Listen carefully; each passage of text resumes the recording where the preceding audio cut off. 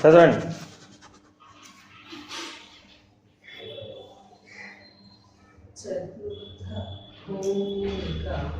నాలుగో భూమిక.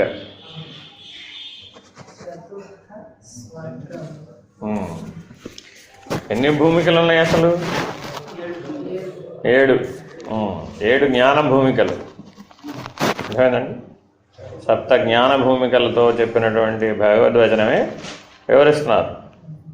అందులో 4వ భూమికని వివరిస్తున్నారు. చతుర్థ స్వర్గం అన్నారు. ఎందుకని స్వర్గం అన్నారు? దాని అర్థం 7 భూమికలకి 7 స్వర్గాలు ఉన్నట్టేగా, అంతేనా? అంటే ఈ 7 జ్ఞాన భూమికలు కూడా దివ్యయానాలకు సంబంధించినటువంటివి, అంటే దైవీ స్థితులతో కూడుకొని ఉన్నాయి. అంటే జీవభావంతో ఈ జ్ఞాన భూమికలను దాటలేము. అర్థమైందండి? దైవీ స్థితులతోనే ఈ సప్త జ్ఞాన భూమికలని అధిరోహించగలుగుతాం. అందుకని ఆయన ఏమన్నారు? దీన్ని స్వర్గం అన్నారు. ఆ స్వర్గం అంట వెనక రహస్యం అదనమాట. అర్థమైంది ఇప్పుడు? అంటే నీకు ఆ దైవీ లక్షణాలతో ఉన్నప్పుడు మాత్రమే ఈ మెట్లు ఎక్కగలుగుతావు అనేది గుర్తుపెట్టుకోవాలి. అందుకని ఆ ఎత్తుగడ టైటిల్ రాయడంలోనే అలా రాశారనమాట. చదవండి. భౌతిక ఉపాధిని పొందిన తరువాత పరిణామ చైతన్యములో తక్కువ స్థాయి చైతన్యానికి దిగజారడం ఉండదు. మళ్ళా జీవాత్మ భౌతిక ఉపాధిని పొందిన తరువాత పరిణామ చైతన్యములో తక్కువ స్థాయి చైతన్యానికి దిగజారడం. అంటే అర్థం ఏంటి? అంటే మన ప్రయాణం ఎక్కడ మొదలైంది? సృష్టి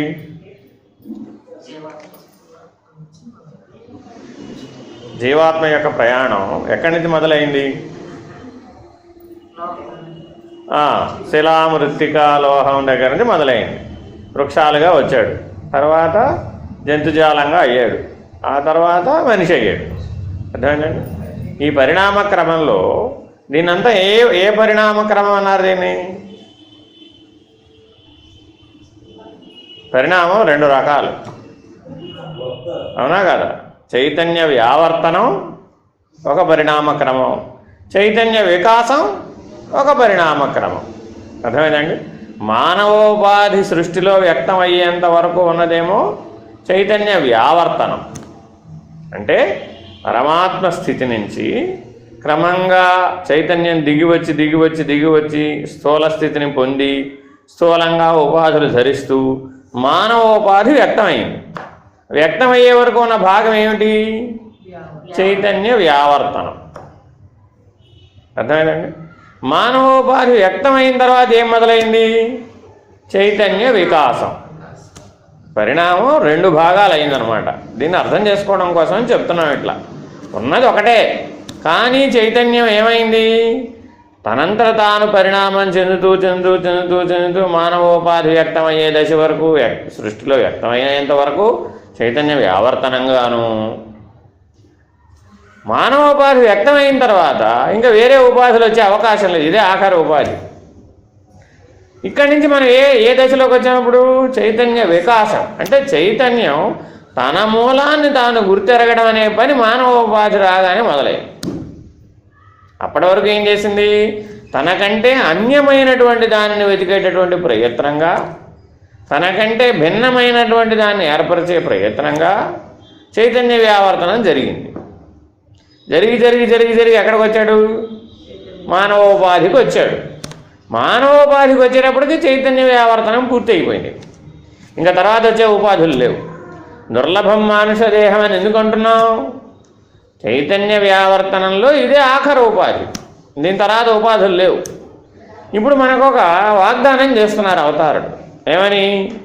చైతన్య వికాస క్రమంలో ఒక్కొక్క మెట్టు ఎక్కుతున్నావే, ఈ దైవీ లక్షణాలతో సప్తజ్ఞాన భూమికలనేటువంటి అధిరోహణం చేసేటువంటి వాళ్ళు ఎవరైతే ఉన్నారో, ఏమంటే మేము పడిపోతే ఏమవుతాం?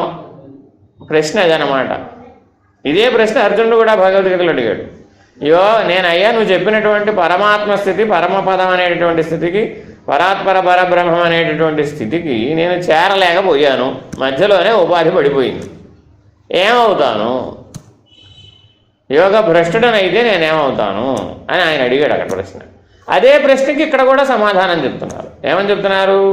చైతన్య వికాస క్రమంలో సప్తజ్ఞాన భూమికలనే అధిరోహణం ఎవరైతే చేస్తారో, ఈ జ్ఞాన ప్రభావం చేత, ఈ దైవీ లక్షణాల ప్రభావం చేత నీ ఉపాధి పడిపోయినా కూడా నీ జ్ఞానం ఏమీ పరిణామం చెందదు, నువ్వేమీ అధమ ఉపాధులలోకి పడిపోవు. అధమ ఉపాధులు అంటే ఏంటి? మానవోపాధి నుంచి తక్కువగా స్థాయిలో ఉన్నటువంటి ఉపాధులలోకి నువ్వు పడిపోవు. ఎప్పుడు? ఈ సప్తజ్ఞాన భూమికల్ని కనుక నువ్వు అధిరోహించినట్లయితే. అదే నువ్వు అజ్ఞానంలోనే ఉన్నావు, అప్పుడేమైంది? అప్పుడు అవకాశం ఉంది. ఇదే మాట భగవద్గీత కూడా చెబుతుంది. తమోగుణ ధర్మంగా అజ్ఞానయుతంగా కేవలమైన అజ్ఞాన భూమికలలో సప్త జ్ఞాన భూమికలు ఎలా ఉన్నాయో సప్త అజ్ఞాన భూమికలు ఉన్నాయి. ఆ 7 అజ్ఞాన భూమికలలోనే కనుక తిరుగుతూ నువ్వు మానవోపాధిలోనే ఉన్నావు అనుకో, అప్పుడు నేనేది ఆ ఏ గుణం ఆవరించింది? తమోగుణ ధర్మం ఆవరించింది. తత్ప్రభావం చేత నువ్వు మానవోపాధిని కోల్పోయే అవకాశం ఉంది.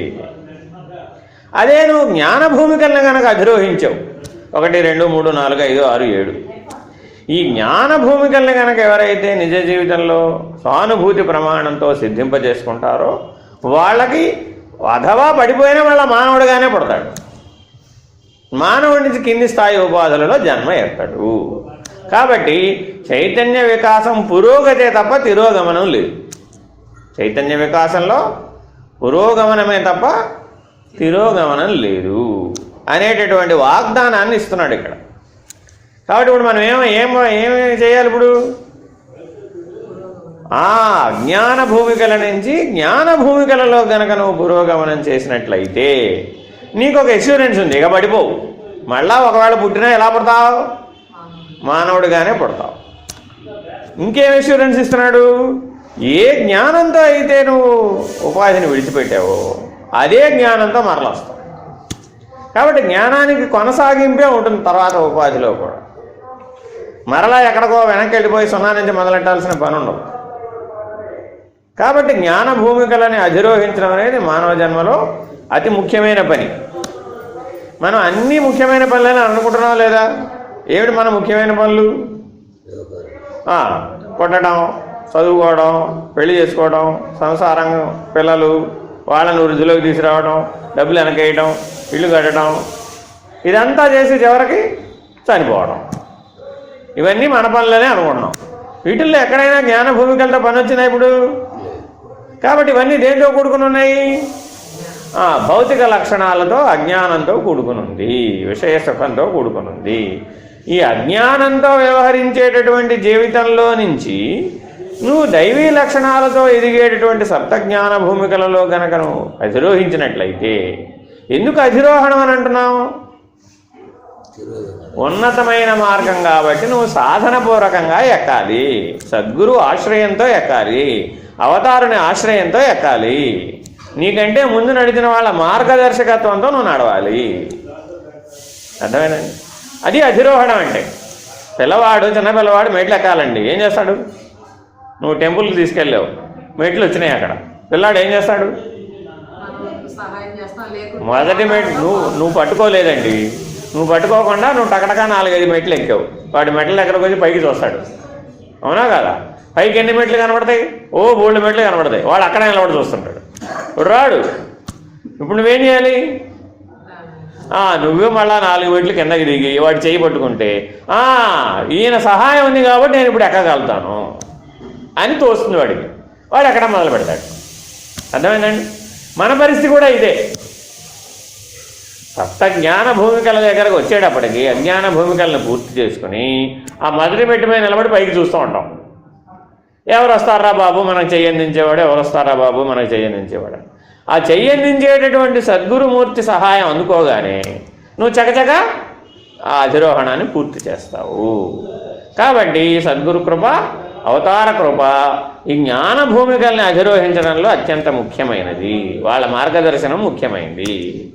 వీటి వల్ల ఒక ప్రయోజనం కూడా ఏమిటి? ఈ జ్ఞాన భూమికలను అధిరోహిస్తే మరల అజ్ఞాన భూమికల్లో ఇక పడిపోయే అవకాశం లేదు, అధోగతమైనటువంటి ఉపాధులను పొందే అవకాశం లేదు, నిమ్నగతమైనటువంటి ఉపాధుల్లోకి చేరే అవకాశం లేదు. తర్వాత పరిణామ క్రమంలో ఒక మారు పొందిన చైతన్యాన్ని ఎవ్వరూ పోగొట్టుకోవడం జరగదు. అక్కడ ఏం చెప్తున్నాడు? పరిణామ క్రమంలో అంటే ఒక్కొక్క ఉపాధిని మారుస్తూ వచ్చాం పరిణామంలో, అది సహజమైన పరిణామం. కానీ చైతన్య వికాసం సాధనపరమైన పరిణామం. మానవోపాధి వచ్చే వరకునేమో ఉపాధులు మార్చడం ద్వారా చైతన్యం పరిణామం చెందింది. మానవోపాధికి వచ్చేసిన తర్వాత మా ఉపాధులు మార్చడం ద్వారా పరిణామం చెందదిగా. అదేంటండి? నువ్వు ఇక్కడే మనకి విజ్ఞాన శాస్త్రానికి భేదం ఉందండి. వేదాంతానికి విజ్ఞానానికి ఇక్కడే భేదం పుట్టిందనమాట. ఎలా పుట్టింది అంటే, విజ్ఞానం ఏం చెప్పింది? నువ్వు ఎలా అయితే అమీబా నుంచి ఒక్కొక్క జీవిగా పుడుతూ పోతూ మానవుడి దాకా వచ్చావు లేదా? అలాగే మానవుడిగా పుడుతూ పోతూ ఆదిమ మానవుడు నాగరిక మానవుడు అయ్యాడు అంటుంది. అలా అవలేదు అంటుంది వేదాంతం. అలా అవలేదయ్యా. ఆదిమ మానవుడు పుట్టిపోతే మరలా ఆదిమ మానవుడే అవుతాడు. ఎందుకని? మానవోపాధిలో చైతన్య వికాసం అనేది అతని యొక్క సాధనా బలంతో సాధ్యమవుతుంది, కానీ ఉపాధులు మార్చడం ద్వారా సాధ్యం కాదు. అంటే అప్పుడు ఏమనాలి మనం? ఆదిమ మానవులు ఎప్పుడూ ఆదిమ మానవులుగానే పుడతారు, నాగరిక మానవులు ఎప్పుడు నాగరిక మానవులుగా పుడతారనే అర్థాన్ని స్ఫురింపజేస్తుందా ఇప్పుడు ఇది? అలా స్ఫురింపజేయటంలే. ఇప్పుడు రాళ్ళు కొట్టే దశలో వాడు నిప్పు కనుక్కున్నాడా లేదా? రాళ్ళు కొట్టడం ద్వారా నిప్పు కనుక్కోవడం అనే సాధన చేయడం ద్వారా ఏమయ్యాడు? ఆదిమ మానవుడు నాగరిక మానవుడే. నిప్పు కనుగొనబడనంత వరకు ఆదిమ మానవుడుగానే ఉన్నాడు. మరి అది సృష్టిలో లేదా? సృష్టిలో ఉన్నదే. కానీ సాధన ద్వారా తాను కనుక్కునే ప్రయత్నం చేసేటప్పటికీ తర్వాత అర్థమైందండి. ఇప్పుడు ఈ రకంగా మానవోపాధికి వచ్చిన తర్వాత చైతన్య వికాసం పొందాలి అంటే తప్పనిసరిగా నువ్వేం చేయాలి? నీ బుద్ధి బలాన్ని వాడాలి, నీ యొక్క విజ్ఞానాన్ని వాడాలి, నీ యొక్క సాధనా బలాన్ని పెంపొందింపజేసుకోవాలి. సాధన సాధ్యంగా నువ్వు అందుకున్న జ్ఞానం ఏదైతే ఉందో అదేమవుతుంది? నీ పరిణామానికి కారకం అవుతుంది. అదే సాధన సాధ్యంగా నువ్వు చేయలే, ఏమైపోతావు? పాత అజ్ఞానమే ఉంటుంది. కాబట్టి ప్రయత్నపూర్వకంగా నువ్వు జ్ఞానాన్ని పొందడం అనేటటువంటి ప్రక్రియలో అజ్ఞానాన్ని పోగొట్టుకుంటున్నావు. నువ్వు పొందుతుంది ఎప్పుడు జ్ఞానమే, పోగొట్టుకుంటుంది ఎప్పుడు అజ్ఞానమే. కొత్త జ్ఞానం ఏమైనా వచ్చిందా? పాత అజ్ఞానం పోయిందే. సాధనలో ఎప్పుడు రెండు ప్రశ్నలు ఉత్పన్నమవుతూ ఉంటాయి. ఏమిటవి అంటే, కొత్త జ్ఞానం ఏమైనా వచ్చిందా, పాత జ్ఞానం పోయిందా లేదా? ఎట్లా చూసుకోవాలంటే ఇది మనం ఏ ప్రయత్నం లేకుండా సాంసారిక జీవులుగా, ఐహిక జీవులుగా లౌకిక ప్రపంచమే సత్యం అనుకొని, భౌతిక ప్రపంచమే సత్యం అనుకొని జీవిస్తూ ఉన్నాం. ఈ ప్రపంచంలో నుంచి ఆంతరిక సాధనలు చేసేటటువంటి పద్ధతిగా మారాం. ఆ మార్పు చెందడం ద్వారా నీలో ఏ పరిణామం వచ్చింది? ఏ పరిపక్వత వచ్చింది? ఏ ప్రార్థన లేదు, ఏ భజన లేదు, ఏ ఉపాసన లేదు, ఏ తపస్సు లేదు. అప్పుడు ఎలా ఉన్నాడు? ఈ రకమైనటువంటి నవవిధ భక్తి మార్గాలతో కూడినటువంటి అన్ని పనులు చేశాడు, ఆ సాధనలన్నీ చేశాడు. ఈ సాధనలు చేయడం ద్వారా వీడేమయ్యాడు? అల్టిమేట్గా పరిణామం ఎక్కడొచ్చింది? ఇప్పుడు బుద్ధి దశలో వచ్చింది. భౌతికంగా ఏమైనా రెండు చేతులు పెరిగినాయా, లేకపోతే ఉన్న రెండు చేతులు పోయినాయా? అవేం మారలే. కాబట్టి పరిణామం ఎక్కడొచ్చింది? బౌద్ధిక పరిణామం ప్రారంభమైంది. జ్ఞాన బలం వల్ల పరిణామం ఎక్కడ వచ్చింది? ఇప్పుడు బుద్ధి పరిధిలో మార్పు వచ్చిందనమాట. ఎప్పుడైతే ఆ మార్పు వచ్చిందో అది చైతన్యం మీద ముద్రలు వేయడం మొదలుపెట్టింది. కాబట్టి చైతన్యానికి అతి దగ్గరగా ఉన్నటువంటి పనిముట్టు ఏమిటి అంటే బుద్ధి. చైతన్యానికి అతి దగ్గరగా ఉన్న పనిముట్టు బుద్ధి. కాబట్టి చైతన్యాన్ని తెలుసుకోవాలన్నా, చైతన్యాన్ని స్వాధీనపరచుకోవాలన్నా, చైతన్యంలో లయమైపోవాలన్నా ఎవరికి సాధ్యమవుతుంది అంటే బుద్ధికి ఒక్కదానికే సాధ్యమవుతుంది. కాబట్టి ఆ పరిణామ క్రమంలో నువ్వు జ్ఞానం అనేటటువంటి మెట్లను ఎక్కడానికి ప్రయత్నం చేయాలి అంటే ఈ బుద్ధి బలాన్ని ఆధారంగా చేసుకోవాలి. పిల్లలకి పాఠం చెప్పేది క్లాసులో అందరికీ ఒకటేనా కాదా? కానీ 40 మందికి 40 రకాలుగా అర్థమైంది. ఏ ఒక్కరికి మరొకరికి అర్థమైనట్టుగా అర్థం కాలే. అవునా కాదా? మరి ఎందుకని అలాగా అంటే వాళ్ళ బుద్ధి బలాన్ని బట్టే అర్థమైందండి. మాస్టర్ ఏమన్నా 40 మందికి 40 సార్లు చెప్పాడు పాఠం? చెప్పలేదే. మరి ఒక పాఠమేగా. మరి కానీ వాళ్ళకి మరి 40 రకాలుగా స్పందించారా లేదా? వాళ్ళు ఇప్పుడు వాళ్ళ స్పందన వాళ్ళ బుద్ధి బలాన్ని అనుసరించి ఉంది. అయితే సాధనా చేత వాడేమయ్యాడు? ఆ బుద్ధిబలం వికాసం పొందిందా పొందలేదా?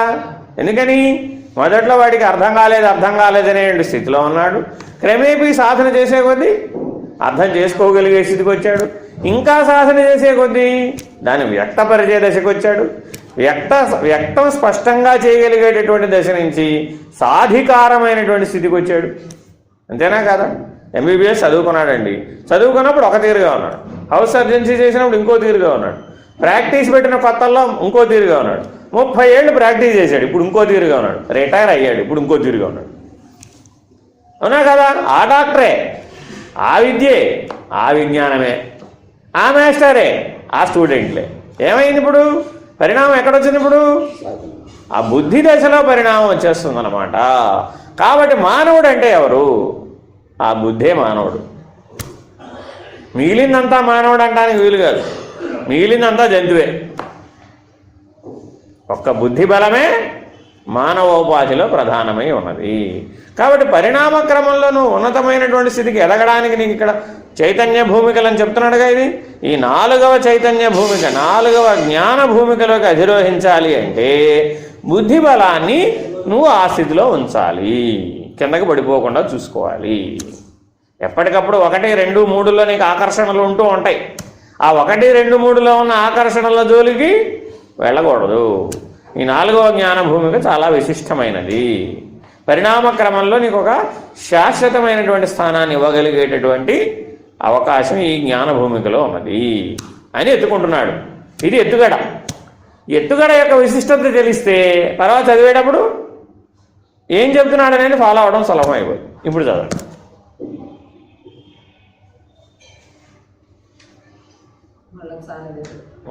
పరిణామ క్రమంలో ఒక మారు పొందిన చైతన్యాన్ని ఎవ్వరూ పోగొట్టుకోవడం జరగదు. అలాగే మానవుడు జంతు స్థాయికి తిరోగమించడము ఉండదు. దయ్యముగా జంతువుల దేహాన్ని ఆవహిస్తేనో, తాంత్రికునిగా జంతు శరీరానికి పరకాయ ప్రవేశం చేస్తేనో ఆ విధంగా జరగవచ్చునేమో కానీ లేకపోతే జరగదు. ఒక నిర్ణయంగా చెప్తున్నాడు. ఇందాక మాట్లాడేసుకున్నాగా ఇదంతా. నువ్వు పడిపోవిక. ఈ జ్ఞాన భూమికలలోకి ఎవరైతే అధిరోహణం చేస్తారో వాళ్ళు మరల కిందకి పడిపోరు. కానీ కొన్ని ఉపమానాలు చెబుతున్నాడు. కొన్ని తాంత్రిక పద్ధతుల్లో, కొన్ని సాధనా పద్ధతులలో అవసరమైతే శరీరాన్ని కాసేపు తాత్కాలికంగా మార్పు చేయవచ్చు. ఈ శరీరం ఇక్కడే ఉంటుంది, ఆ శరీరంలోకి వెళ్ళి కాసేపు మళ్ళీ ఈ శరీరంలోకి వచ్చేసే పద్ధతులు కొన్ని ఉన్నాయి. అలాంటి పద్ధతుల్ని పరిగణించక్కర్లేదు. అది సహజమైనవి కావుగా. అయితే 4వ భూమికలోనున్న మానవ జీవాత్మ విషయంలో మాత్రం దీనికి మినహాయింపు ఉండవచ్చు. అంటే అర్థం ఏమిటి? అంటే 4వ జ్ఞాన భూమికలో నీకు ఒక శాశ్వతమైన పరిణామం వచ్చే అవకాశం ఉంది. అంటే పడిపోయే అవకాశము ఉంది, ఎదిగే అవకాశం కూడా ఉంది. రెండు ఛాయిస్లు ఉన్నాయన్నమాట. ఛాయిస్ నువ్వు ఎటు టిక్కు పెడితే అటు అవుతావు. జ్ఞానం 2 అంచుల కత్తి అని చెప్పేది అందుకోసమే. అర్థమైందా? సరిగ్గా వినియోగించడం వస్తేనేమో ఉన్నతతరమైన భూమికలు 5వ జ్ఞాన భూమికలోకి ఎదుగుతావు, అప్పుడు జీవన్ముక్తుడు అవుతావు. అదే ఆ ఉన్నతతరమైనటువంటి 5వ జ్ఞాన భూమికలోకి ఎక్కడం రాలేదనుకో, 4వ జ్ఞాన భూమికలో కొడితే మళ్ళీ అజ్ఞాన భూమికలో మేలుకుంటావు. 1వ జ్ఞాన భూమికలో కూడా మేలుకో, మళ్ళా సరాసరి అజ్ఞాన భూమికలో మేలుకోవడమే. అంటే రెండు మార్గాలు ఒకచోటే ఉన్నాయి. జీవన్ముక్తుడవుతావా, లేదు మరలా చైతన్య వికాస క్రమంలో అజ్ఞానంతో మొదలు పెడతావా అనేది నీ చేతిలోనే ఉంది. కాబట్టి జాగ్రత్తగా నడవాలి. 4వ జ్ఞాన భూమికలో ఎంతోమంది సాధకులు పడిపోయేటటువంటి జ్ఞాన భూమిక ఇదే. మామూలు మానవులు కాదు, ఎన్నో జన్మల నుంచి అనేక సాధనలు చేసే సాధకులందరూ, ఉపాసకులందరూ ఈ 4వ జ్ఞాన భూమిక వరకే ఉంటారు. అర్థమైందండి? అందరూ ఉపాసకులు ఈ 4వ జ్ఞాన భూమికే, వీడు వాడని లేదు. ఏ ఉపాసనకు సంబంధించిన వాళ్ళకైనా ఆఖరి భూమిక 4వ జ్ఞాన భూమిక. 5వ జ్ఞాన భూమికలో ఉపాసనలు ఉండవు. ఇక కేవలమైన సహజ జ్ఞానమే ఉంటుంది. అక్కడ ఉపాసనలతో పనిలే. అందరు ఇక్కడికి వచ్చి ఆగిపోతారనమాట. అయితే ఇక్కడ ఆగిపోవడం కానీ, లేదంటే తిరోగమనం ఆప్షన్ తప్పు పెట్టాడు అనుకోండి, చాయిస్ తప్పు పెడితే ఏమైపోతుంది, పైవేవియూ కాదు, వెళ్ళిపోతాడు శాంతం కిందకి అజ్ఞాన భూమికలు. అట్లాంటి అవకాశం ఉంది అని ముందే హెచ్చరిస్తున్నాడు. అతడు తన బ్రహ్మాండమైన శక్తులను దుర్వినియోగం చేస్తే భ్రష్టుడై రాతి చైతన్యానికి దిగజారిపోతాడు. ఎక్కడికి వెళ్తాట? సరాసరి మొదలుపెట్టిన దగ్గరికి వెళ్ళిపోతాట, చైతన్య వ్యావర్తనంలోకి వెళ్ళిపోతాట సరాసరి. ఎందుకని ఇలా చెప్తున్నాడు అంటే, నీకు ఈ దైవీ లక్షణాల వల్ల దైవీ శక్తులు వస్తాయి. నువ్వు స్వార్థాన్ని విడనాడకపోవడం అనేటటువంటి కారణం చేత, అహంకారాన్ని విడనాడకపోవడం అనే కారణం చేత, 3 గుణాలని అధిగమించడం అనేటటువంటి లక్షణాన్ని నువ్వు పొందకపోవడం చేత వాటిని అదే గుణధర్మాలతో వినియోగిస్తావు. అంతేనా కాదు? వైద్య విజ్ఞానం ఉందండి. వైద్య విజ్ఞానాన్ని లోక కళ్యాణం కోసం వాడడం ఒక పద్ధతి, లోక కళ్యాణం కోసం కాకుండా కూడా వాడే పద్ధతి ఒకటి ఉంది. ఉందా లేదా? ఇట్లా ప్రతి విజ్ఞాన శాస్త్రంలోనూ అటు లోక కళ్యాణానికి వాడవచ్చు, లోక వినాశనానికి కూడా వాడవచ్చు. ఐన్స్టీన్ గారు ఏం తప్పు చేశారు? ఏమైనా తప్పు చేశారా? సాపేక్ష సిద్ధాంతాన్ని కనిపెట్టాడు ఆయన. అది విజ్ఞానమేగా, ఒప్పుకున్నాంగా. సాపేక్ష సిద్ధాంతం ద్వారా అణువుల కలయిక, పరమాణువుల విఘటనము, అయనైజేషను గురించి ఆయన వివరించాడు. సాపేక్ష సిద్ధాంతం ద్వారా మనకేం తెలిసింది? ఆ అయనైజేషన్ ఎనర్జీ అనేది ఎలా ఉందో తెలిసింది మనకి.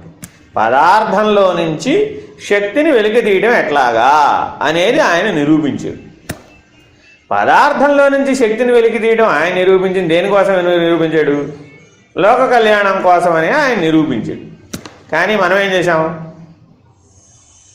పదార్థంలో నుంచి శక్తిని వెలికి తీయడం వచ్చినప్పుడు మనం ఏ హైడ్రోజన్నో లేకపోతే ఒక న్యూట్రాన్నో దాంట్లోని శక్తిని వెలికి తీస్తే, ఆ వెలికి తీసినటువంటి శక్తికి విస్ఫోటన పదార్థాన్ని జోడిస్తే అప్పుడేమైంది? ఆటం బాంబు తయారైంది. ఆటం బాంబుకి మౌలిక సూత్రం సాపేక్ష సిద్ధాంతమే, =mc². ఆ అణుబాంబు ఎప్పుడైతే వాళ్ళు హిరోషిమా నాగసాకి మీద ప్రయోగించి విజ్ఞాన శాస్త్రం అంతా అర్థమయ్యేటట్టు చెప్పారు. అయ్యా, ఐన్స్టీన్ గారు కనిపెట్టినటువంటి సాపేక్ష సిద్ధాంతంతోనే మేము ఈ అణుబాంబు తయారు చేశాం, ఈ అణుబాంబు యొక్క ప్రయోజనం ఇది అని ఆ పట్టణాలను నాశనం చేసి చూపెట్టారు. ఇప్పుడు ఐన్స్టీన్ గారు బాధపడాలా, సంతోషించాలా? బాధపడాలా, సంతోషించాలా? ఎందుకని? నేను ఎందుకు కనిపెట్టాను ఈ విజ్ఞానాన్ని? లోక కళ్యాణం కోసం కనిపెట్టాను. అంతేకాదు పాపం ఆయన జీవితకాలం శ్రమ చేసి కనిపెట్టాడు. ఆయన కనిపెట్టిన దాన్ని మానవుడు ఏం చేశాడట? ఇప్పుడు గుణధర్మానికి లోనే వినియోగించాడు. లోక కళ్యాణం బదులు ఏమొచ్చింది? లోక వినాశనం వచ్చింది. అప్పుడు ఆయన ఏమనుకున్నాడటంటే, విజ్ఞానానికి నైతికత లేని విజ్ఞానం శిరస్సు లేని శరీరం వంటిది అని ఒక స్టేట్మెంట్ ఇచ్చాడు. ఆయన పిలిచారనమాట ఆ నోబెల్ బహుమతి అందుకోవడానికి. పిలిస్తే ఆయన ఏం చెప్పాడంటే, విజ్ఞానం గొప్పదే, కానీ దానికి ఏముండాలి? ఆ విజ్ఞానాన్ని ఏ దిశగా వాడాలనేటటువంటి లక్ష్యం లేకపోయినట్లయితే, మోరల్ వాల్యూస్ కనుక లేకపోయినట్లయితే, నైతికత లేకపోయినట్లయితే, ధార్మికత లేకపోయినట్లయితే, అర్థమైందా? ఆ తత్వజ్ఞానం కనుక లేకపోయినట్లయితే దాని యొక్క వినియోగంలో మార్పు వచ్చేసింది. అవునా కదా? కాబట్టి ప్రతి ఒక్కరూ భగవద్గీత చదవమన్నారు. ఐన్స్టీన్ గారు కూడా భగవద్గీత చదివారు. చదివి ఆయన ఈ మాట చెప్పాడు అనమాట. నాయనా, ఈ సృష్టిలోనే అనంత విజ్ఞానం ఉంది. ఎక్కడికో మనం ఆ సృష్టి అవతలకి వెళ్ళి సంపాదించేది ఏమి లేదు. అంతేనా కదా? ఆకాశం అవతలకి వెళ్ళి ఏమైనా సంపాదిస్తావా? ఈ భూమి మీద ఉండే సంపాదించాలి. కానీ ఆ విజ్ఞానాన్ని ఏ దిశగా వాడాలనేటటువంటి మౌలిక సూత్రాలని నువ్వు మొదట నేర్చుకోవాలి, తర్వాత విజ్ఞానాన్ని నేర్చుకోవాలి. కాబట్టి మన సనాతన ధర్మంలో, భారతదేశంలో మొదట అందుకనే బాల్యం నుంచి ఏం నేర్పుతారు? నైతిక విలువలకే ప్రాధాన్యత ఇస్తారు, విజ్ఞానానికి ప్రాధాన్యత ఇవ్వరు.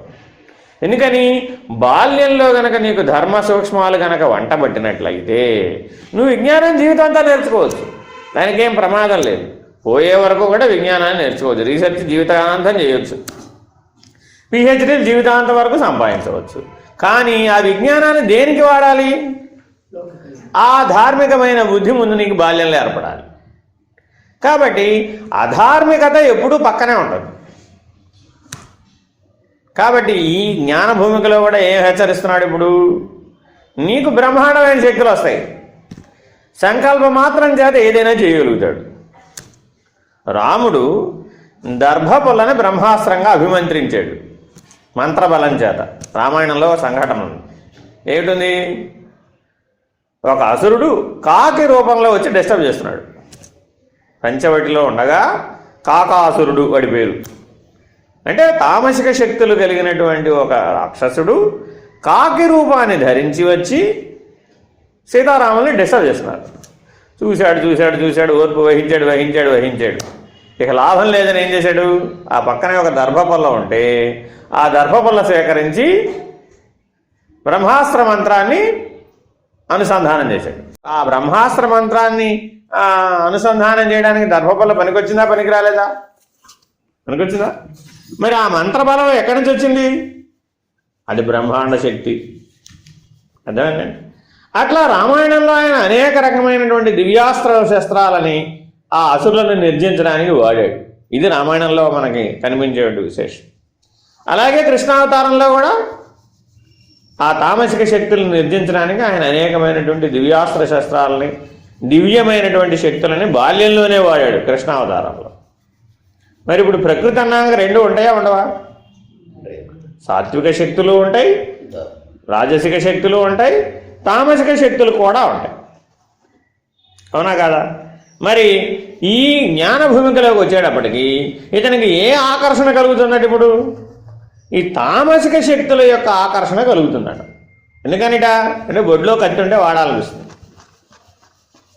చేతిలో జ్ఞానం ఉంటే వాడాలనిపిస్తుంది. డాక్టర్ గారి దగ్గరికి వెళ్ళి నువ్వేమైనా చెప్పావనుకో, ఏ దృష్టితో చూస్తారు డాక్టర్ గారు? డాక్టర్ గారు అనే దృష్టితోనే నేను అర్థం చేసుకోవడానికి ప్రయత్నిస్తాను. అర్థమైందా? అలాగే మాస్టర్ గారు టీచింగ్ ప్రొఫెషన్లో ఉన్నారు, వాళ్ళ దగ్గరికి వెళ్ళి చెప్పామనుకో, వాళ్ళే దృష్టికోణాలు ఆలోచిస్తున్నాడు.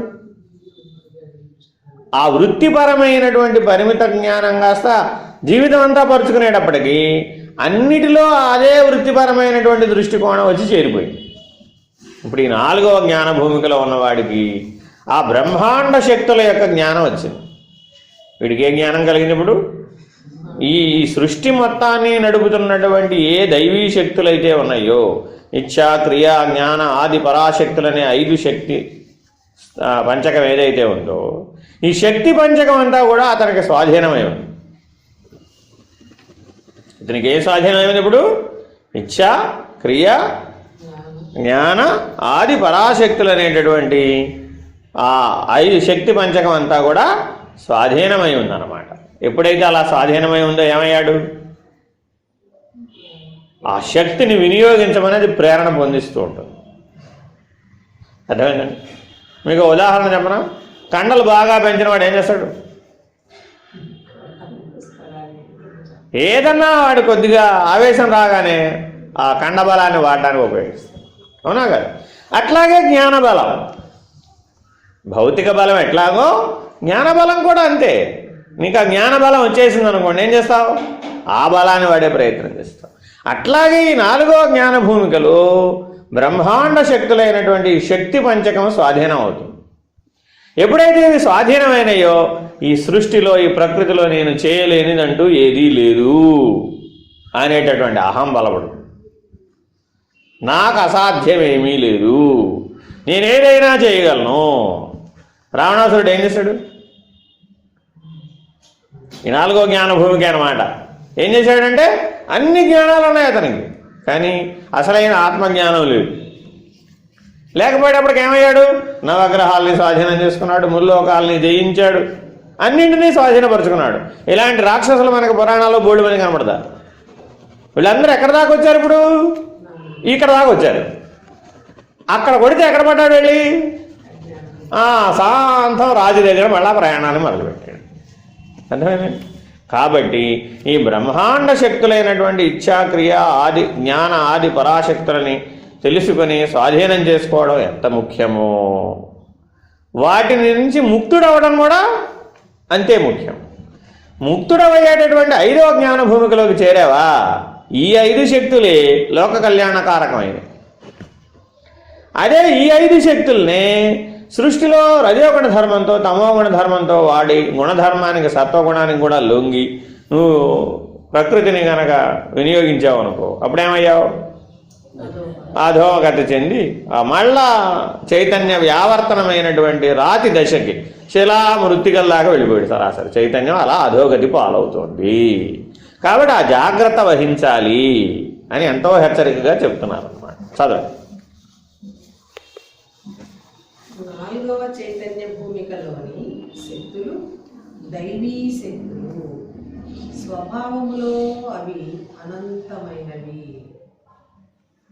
సిద్ధశక్తులన్నీ 4వ భూమిక నుండే వ్యక్తమవుతాయి. అక్కడ కావండి, ఏం చెప్తున్నాడు? ఇప్పటి వరకు మనం మాట్లాడిందో చెప్తున్నాడు. అర్థమైందా? అష్టసిద్ధులన్నీ ఎందులో ఉన్నాయట? 4వ జ్ఞాన భూమికలోనే ఉన్నాయి. కాబట్టి యోగ సిద్ధులన్నీ ఎందులో ఉన్నాయట? 4వ జ్ఞాన భూమికలోనే ఉన్నాయి. అర్థమైందండి? కర్మ మార్గంలో ఉపాసన చేసుకుంటూ వచ్చే వాళ్ళకి వచ్చే సిద్ధులు కూడా ఎక్కడ ఉన్నాయట? అవి 4వ జ్ఞాన భూమి. అంటే కర్మ మార్గమైన, భక్తి మార్గమైన, యోగ మార్గమైన ఏ సిద్ధి దశనైతే పొందింపజేస్తుందో ఆ సిద్ధి వల్ల పొందినటువంటి అన్ని రకాలైన సిద్ధులు కూడా ఈ 4వ జ్ఞాన భూమిక దగ్గరే అన్నీ నీకు ఫలిస్తాయి అన్నమాట. ఆ ఫలించిన దాంట్లో ఏం పుడుతుందట? నేను అంతకాలం నుంచి ఇలా ఉన్నాను, నేను ఇంతకాలం నుంచి ఇలా చేయగలుగుతున్నాను, ఇలా లోపల అహం బలపడుతుంది అన్నమాట. ఏ అహమైతే జ్ఞానాన్ని కమ్మేస్తుందో అజ్ఞాన కారణం అవుతుందో అది ఎక్కడ పుట్టిందంటే ఇప్పుడు ఈ 4వ భూమికలోనే తలెత్తి ఆ సిద్ధుల ద్వారా పొందినటువంటి సమస్త శక్తులన్నీ కూడా అహంకారం చెప్పు చేతలో పనిచేసేట్టుగా మారిపోయింది. ఏ అహాన్ని పోగొట్టుకోవడానికైతే ఈ ఉపాసనలు కర్మకాండ విధానం అన్ని చేసి కర్మభక్తి యోగ మార్గాల ద్వారా సిద్ధి దశను పొందాడో ఈ సిద్ధులన్నీ కూడా ఏమైపోయినాయట? అహాన్ని నిరసించకపోవడం చేత అహం చెప్పు చేతలో అవి పనిచేసే దశకి మారిపోయింది. చూడండి వెనకాల ఎలా ఉందో. కాబట్టి నిరంతరాయంగా మనం గమనిస్తూ ఉండాలి అనేటువంటి హెచ్చరికను మళ్ళా చెప్తున్నాడు. ఈ దివ్య శక్తులనే యోగులు బుద్ధి సిద్ధులు అంటారు. అంటే ఇప్పుడు ఎక్కడ దాకా వచ్చాడు? బుద్ధి వికాసం పూర్తయిపోయింది, సిద్ధి దశకి చేరిపోయింది. ఇంకా బుద్ధిలో వికాసం పొందేది ఏమి లేదు. బుద్ధి దశ నుంచి ఇది ఏమవ్వాలి? చైతన్య స్థితిని పొందాలి. ఒక్కసారి తన మూలమైనటువంటి చైతన్య స్థితిలో ఈ బుద్ధి లయమైపోతే ఇంకా అప్పుడు బుద్ధి అనే దశలో లేదుగా. అప్పటికి ఈ సిద్ధి పొందినటువంటి శక్తులను వినియోగించడుగా. అదే ఈ బుద్ధిని తీసుకెళ్లి చైతన్యంలో లయం చేయడం ఎట్లాగో బోధపడలే. అప్పుడు ఏమైపోయాడు? ఈ పొందినటువంటి సిద్ధి పొందినటువంటి శక్తులను వినియోగించడంలోనే బుద్ధి నిమగ్నం అయిపోయింది. డాక్టర్ గారికి ఎనాటమీ అంతా బాగా తెలుసా? కాలి గోరు నుంచి తల వెంట్రుక వరకు డాక్టర్ గారికి పాఠం చెప్తారా? చెప్పరా? చెప్పినప్పుడు మరి ఆత్మస్వరూపం బోధపడాలా అవుతా? ఎందుకని? వాళ్ళకు తెలిసినంత పర్ఫెక్ట్గా ఎనాటమీ మిగిలిన వాళ్ళకి తెలియదు. అవునా కదా? ఇన్ని అవయవాలని ఏ శక్తి సమన్వయపరిచి సంఘటితపరిచి అది పర్ఫెక్ట్గా పని చేయిస్తోందనే ప్రశ్న రావాలా వద్దా? కానీ డాక్టర్ గారికి ఆ ప్రశ్న వస్తుందా? కిడ్నీ పనిచేస్తుందా లేదా, గుండె పనిచేస్తుందా లేదా, ప్యాంక్రియాస్ పనిచేస్తుందా లేదా, ఏ అవయవానికి ఆ అవయవం యొక్క పనితీరునే అధ్యయనం చేస్తున్నాడే తప్ప ఇన్ని అవయవాలని సమన్వయీకరించి పనిచేస్తున్నటువంటి ప్రజ్ఞ చైతన్యం ఎక్కడుంది ఈ శరీరంలో అనే ప్రశ్న కలిగిందా డాక్టర్ గారికి? కలగలేదుగా. అసలు ఎందుకు ఎనాటమీ నేర్చుకోవాలి మరి మనం? దేనికే విడివిడిగా పనిచేస్తున్నాయా? పనిచేయడం లేదే. ఓకే, ఈ బ్రెయిన్ కూడా ఎవరు పనిచేస్తున్నారు? మనం దానికి కూడా అనేక రకాల వ్యాధులు చెప్పుకొచ్చాక. ఎందుకని? దాంట్లో కూడా సమన్వయ లోపం ఉంది. దాని సమన్వయ లోపం వల్ల కింద ఉన్నటువంటి అంగాలకు కూడా సమన్వయ లోపం వచ్చింది. కాబట్టి ఇప్పుడు బ్రెయిన్ కూడా ఒక అవయవమేగా, అంతేనా కదా? బ్రెయిన్ కూడా ఒక అవయవమే. మరి అది ఆ అవయవాన్ని పనిచేయించేటటువంటి ప్రజ్ఞా చైతన్యం ఎవరు? ఉండాలా వద్దా? ఆ నేనుని తెలుసుకోవాలా వద్దా? ఈ రకమైన ప్రశ్న రావడం డాక్టర్లకు సులభమా మనకు సులభమా అంటే డాక్టర్లకే సులభం. ఎందుకని? వాళ్ళకి వ్యవస్థ అంతా తెలుసు. వాళ్ళకి మనకి పంచీకరణం ఎట్టా తెలుసో వాళ్ళకి వ్యవస్థ అట్టా తెలుసు. అవునా కదా? పంచీకరణాలు నేర్చుకున్నామండి. పంచీకరణ నేర్చుకుని ఏం చేయాలి నువ్వు? అరే ఈ 5 25 నడుపుతున్న వాడెవడు? వాడు కదా ప్రధానం, వాడు అధిష్టానం కదా. అట్లాగే ఈ దేహంలో ఉన్న అన్ని ఇంద్రియాలని సమన్వయీకరించి నడుపుతున్న వాడెవడు? వాడు కదా ప్రధానం. వాణ్ణి తెలుసుకోవడం జ్ఞానం అవుతుందా? అవయవాల యొక్క వ్యవహారాన్ని తెలుసుకోవడం జ్ఞానం అవుతుందా? తెలుసుకుంటే జ్ఞానమైంది, అంతేనా కదా? కాబట్టి ఎవరైతే అట్లా ఈ వ్యవహారంలో నుంచి ముక్తమయ్యేటటువంటి స్థితికి చేరతారో, 2 వ్యవహారాలు ఉన్నాయి మనకి, పదార్థగతమైన వ్యవహారము, శక్తిగతమైన వ్యవహారం. 2 ఉన్నాయా లేవా మనలో? ఇప్పుడు ఉన్నాయిగా. పదార్థగతమైన వ్యవహారము ఉంది, శక్తిగతమైన వ్యవహారం కూడా ఉంది. ఈ 2 వ్యవహారాలని ఎవరైతే దాటి స్వరూప జ్ఞానంలోకి చేరాడు వాడేమో జీవన్ముక్తుడయ్యాడు. ఎవరైతే స్వరూప జ్ఞానంలోకి చేరలేదండి, నీకు శక్తి వ్యవహారంలో బలం ఉంది, అప్పుడేమయ్యావు? అప్పుడు ఆ సిద్ధి దశలో ఉన్నటువంటి శక్తులన్నిటినీ వాడుతూ ఉంటాడు. అర్థమైందండి? అదే పదార్థగతమైన విజ్ఞానంలో నీకు బలం ఉంది. రసవాద విజ్ఞానం అన్నారు దాన్ని ఏమన్నారు? రసవాద విజ్ఞానం అన్నారు. ఆ రసవాద విజ్ఞానంలో బలం ఉంటే వాడు అందులోనే జీవితం అంతా జరిగిపోతుంది. అప్పుడు ఈ మానవోపాధి ఏమైపోయింది? ఏదైతే 5వ జ్ఞాన భూమికకి అధిరోహించడానికి యుక్తమైన ఉపాధి మానవోపాధి, జీవన్ముక్తావస్థకు యుక్తమైన ఉపాధి మానవోపాధి. ఆ 5వ జ్ఞాన భూమికలోకి అధిరోహించకుండానే అయితే పదార్థ విజ్ఞాన శాస్త్రంలోనో లేకపోతే శక్తి విజ్ఞాన శాస్త్రంలోనో వాడు నిమగ్నమైపోతాడు. తద్వారా ఏమైపోయాడు? ఆ ఉపాధి వృధా అయిపోయింది. ఇంకా ఏమయ్యాడు? గుణధర్మానికి లోబడిపోయి లోక వినాశనానికి కూడా కారణమయ్యేటటువంటి అగత్యాన్ని పొందాడు. కాబట్టి జాగ్రత్తగా ఉండాలి అని చెప్తున్నారు వాళ్ళ. శివుని మెడలో వేలాడే పాము సూచించే కుండలిని శక్తి కూడా ఇదే. అంటే సంజ్ఞారూపకం. నిజానికి దైవానికి రూపాలు ఉందా? లేదు కదా. శక్తికి రూపం ఉందండి. సూర్యుని నుంచి మనకి శక్తి ప్రవహిస్తుందండి, ప్రకాశ రూపంలో శక్తి ప్రవహిస్తుందండి, అగ్ని రూపంలో శక్తి ప్రవహిస్తుందండి. ఆ ప్రకాశానికి రూపం ఉందా? లేదుగా. మరి మనం ఏం చేసాం? ఇది శివుడు, ఇది ఈశ్వరుడు, ఇది విష్ణువు, ఇది బ్రహ్మ, ఇలా రూపనామాలన్నీ పెట్టేశాం. రూపనామాలు పెట్టి ఊరుకున్నావా? మనకున్న సంసారం వాళ్ళకి లేకపోతే బాగోదు కదా. అందుకని వాళ్ళకు కూడా ఏం చేశాం? భార్యలు పిల్లలు. మరి భార్యలు పిల్లలు ఉంటే మనలాగా వాళ్ళు కూడా ఎక్కడికన్నా సకుటుంబ సమేతంగా వెళ్ళాలి అంటే వాహనాలు ఉండాలా వద్దా? వాళ్ళకు కూడా వాహనాలు, ఒక్కొక్కరికి ఒక్కొక్క వాహనం. అవునా కదా? మనకింత వ్యవహారం ఉన్నప్పుడు వాళ్ళకు కూడా వ్యవహారం లేకపోతే బాగుంటుందంటవా అని వాళ్ళకు కూడా కొన్ని రకాలైన వ్యవహారాలు. ఈ రకమైనటువంటి సంజ్ఞారూపకమైన బోధన దీని ఏమన్నారు? ఎందుకు కల్పించారట ఇది? ఇప్పుడు 4 వేదాలు రాసినటువంటి వేదవ్యాసుడు ఉపనిషత్తులు కూడా రాశాడు, బ్రహ్మసూత్రాలు కూడా రాశాడు. అవన్నీ ఎవరికి అర్థం కాకుండా తయారైంది. సామాన్య మానవుడికి దైవత్వం అంటే ఏమిటో అర్థం కావట్లేదండి. మీరు ఎంత బుర్ర బదులు కొట్టుకున్నట్టు చెప్పినా మాకు అర్థం కాలేదండి అన్నారు. సరే అయితే మీకోసం పురాణాలు చెప్తా పట్టన్నారు. అందుకని 18 పురాణాలు చెప్పాడు. పురాణము అంటే ఏంటి? పురాతనమైన దాని గురించి ప్రవచించేదేదో అది పురాణం. పురాతనం ఏది? పరమాత్మ, పరబ్రహ్మ. పురాణం యొక్క లక్ష్యం కూడా అదే. కానీ ఇక్కడ ఏముంటుందట? సంజ్ఞారూపకమైన బోధన ఉంటుంది. ఉదాహరణ చెప్తా. తల్లి పిల్లవాడికి బలమైన ఆహారం పెట్టాలండి. ఇప్పుడు ఈవిడ డాక్టర్ గారు, ఈవిడ పిల్లాడికి బలమైన ఆహారం పెట్టాలి, లేదా మనవాడికి బలమైన ఆహారం పెట్టాలి, లేదా ముని మనవాడికి బలమైన ఆహారం పెట్టాలి. క్యారెట్ తింటే బలం వస్తుంది, నువ్వు తిను అందనుకోండి, తింటాడు వాడు? తినడు.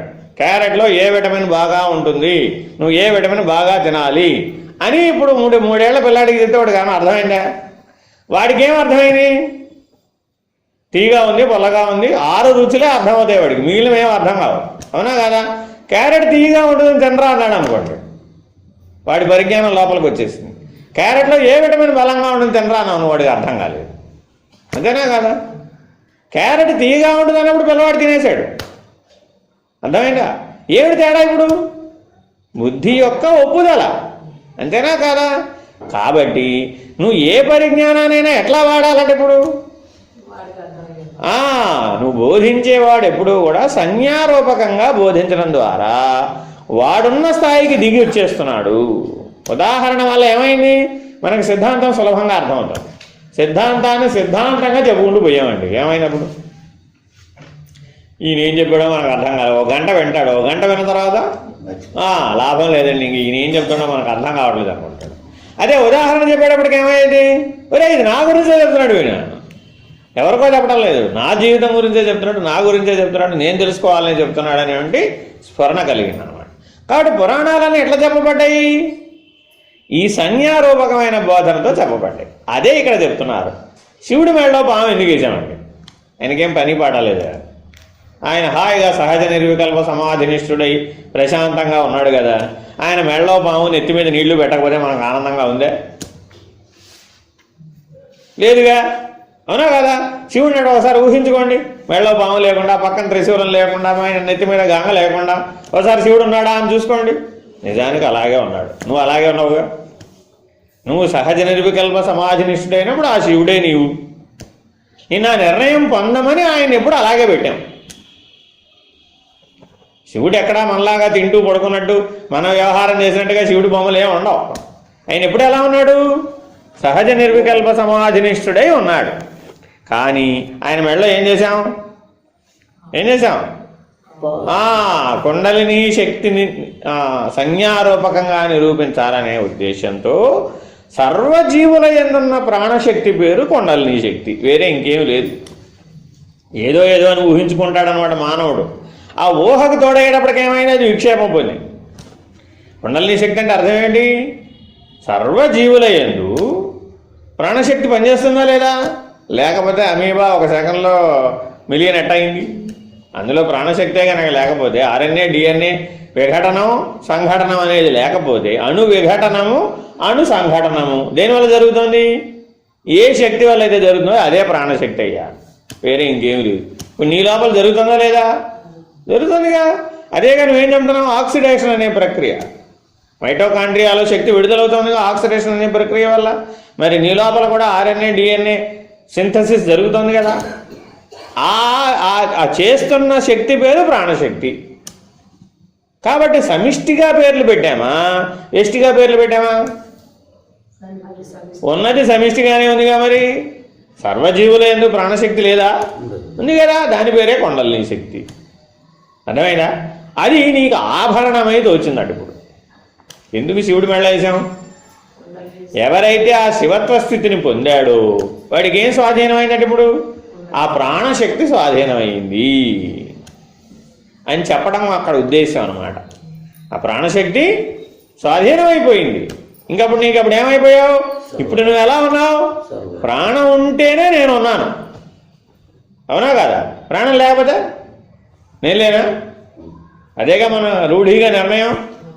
అవునా కదా? ఎవరైనా చనిపోయిన దగ్గరికి వెళ్తే ఏం పోయినన్నాడు?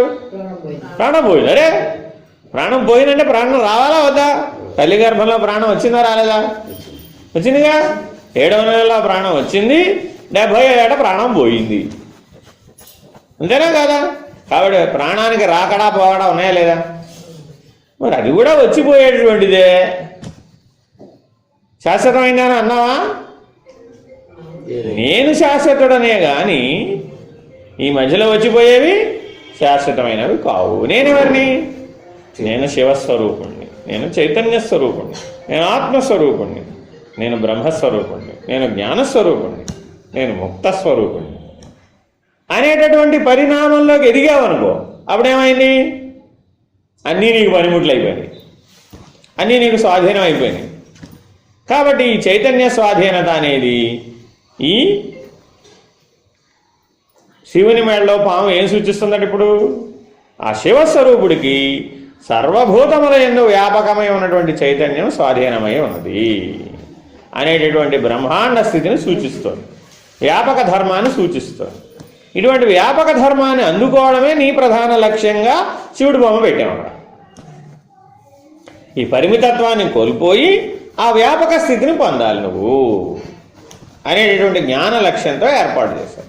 కాబట్టి పౌరాణిక ధర్మాలలో చూపెట్టేటటువంటి అన్నీ కూడా సంజ్ఞారూపకమైన బోధన ద్వారా వ్యాపకమైన స్వరూప జ్ఞానాన్ని పొందమని సూచిస్తుంది. 4వ భూమిక సంబంధిత 4 స్వర్గాలు. నిజానికి సూక్ష్మ మానసిక ప్రపంచాల మధ్య ఉంటాయి. శక్తికి సంబంధించి ఎన్ని ప్రపంచాలు ఉన్నాయి ఇప్పుడు? సూక్ష్మ మానసిక అంటే 2 ప్రపంచాలు చెప్తున్నారు అక్కడ. మనం ఎన్ని ప్రపంచాలు చెప్తున్నాం? మనకు ఒక ప్రపంచమే. ఎందుకని? భౌతిక ప్రపంచం. ఎందుకని? శరీరమే నేనుగా ఉన్నావు కాబట్టి. అర్థమైందండి? కానీ అసలు వాస్తవానికి ఎన్ని ప్రపంచాలు ఉన్నాయట? ఇది స్థూల ప్రపంచం, దీని లోపల సూక్ష్మ ప్రపంచం, దాని వెనకాల మానసిక ప్రపంచం. అర్థమైందండి? స్థూల సూక్ష్మ కారణ అంటున్నాముగా వేదాంత పద్ధతిలో. ఇక్కడేమన్నారు? సూక్ష్మ ప్రపంచం, మానసిక ప్రపంచం. ఈ రెండింటి మధ్యలో ఉందట అది. ఈ 4వ జ్ఞానభూమికి ఎక్కడ ఉంది ఇప్పుడు? సూక్ష్మ మానసిక ప్రపంచాలకి మధ్య స్థితిలో ఉన్నది. శక్తికి సంబంధించిన సూక్ష్మ ప్రపంచానికి ఆలోచనలు, భావనలు, కోరికలతో కూడిన మనస్సుకు సంబంధించిన మనోమయ ప్రపంచానికి నడుమ ఉండడం వలన ఈ చైతన్య భూమికలోని పాఠశానికి పడిపోయే ప్రమాదం ఎప్పుడూ ఉంటుంది. అదిటా సంగతి. బాగా ఆకలేసిందండి, ఏం చేస్తావు అప్పుడు? ఏది కనబడితే అది తింటావు. ఏదన్నా వెతికి వివేకం విచక్షణ పనిచేయదప్పుడు, అవునా కాదా? ప్రాణం పోయే పరిస్థితిలోకి వచ్చేసావు, అప్పుడు ఏం చేస్తావు? ఏది దొరికితే, ఏది కనబడితే దాన్ని విచక్షణ లేకుండా భుజించాడు. అప్పుడు ఏమైంది? దాని ప్రభావం ఉంటుందా ఉండదా? ఉంటుందా? దాని ప్రభావం ఉంటుందా ఉండదా? అట్లాగే ఆ రకమైనటువంటి వివేచనాహీనతనేది పొందిస్తుంది. అర్థమైందా? ఈ సూక్ష్మ ప్రపంచం అంతా ప్రాణిక శక్తులు ఉంటాయి అన్నమాట. ప్రాణశక్తితో కూడుకున్నటువంటి శక్తి ప్రపంచం, కోరికలతో కూడినటువంటి మనోమయ ప్రపంచం. ఒక వ్యక్తిని స్వాధీనపరచుకోవాలండి, ఎంత టైం పడుతుంది? ఒక వ్యక్తిని స్వాధీనపరచుకోవాలంటే ఎంత టైం పడుతుంది?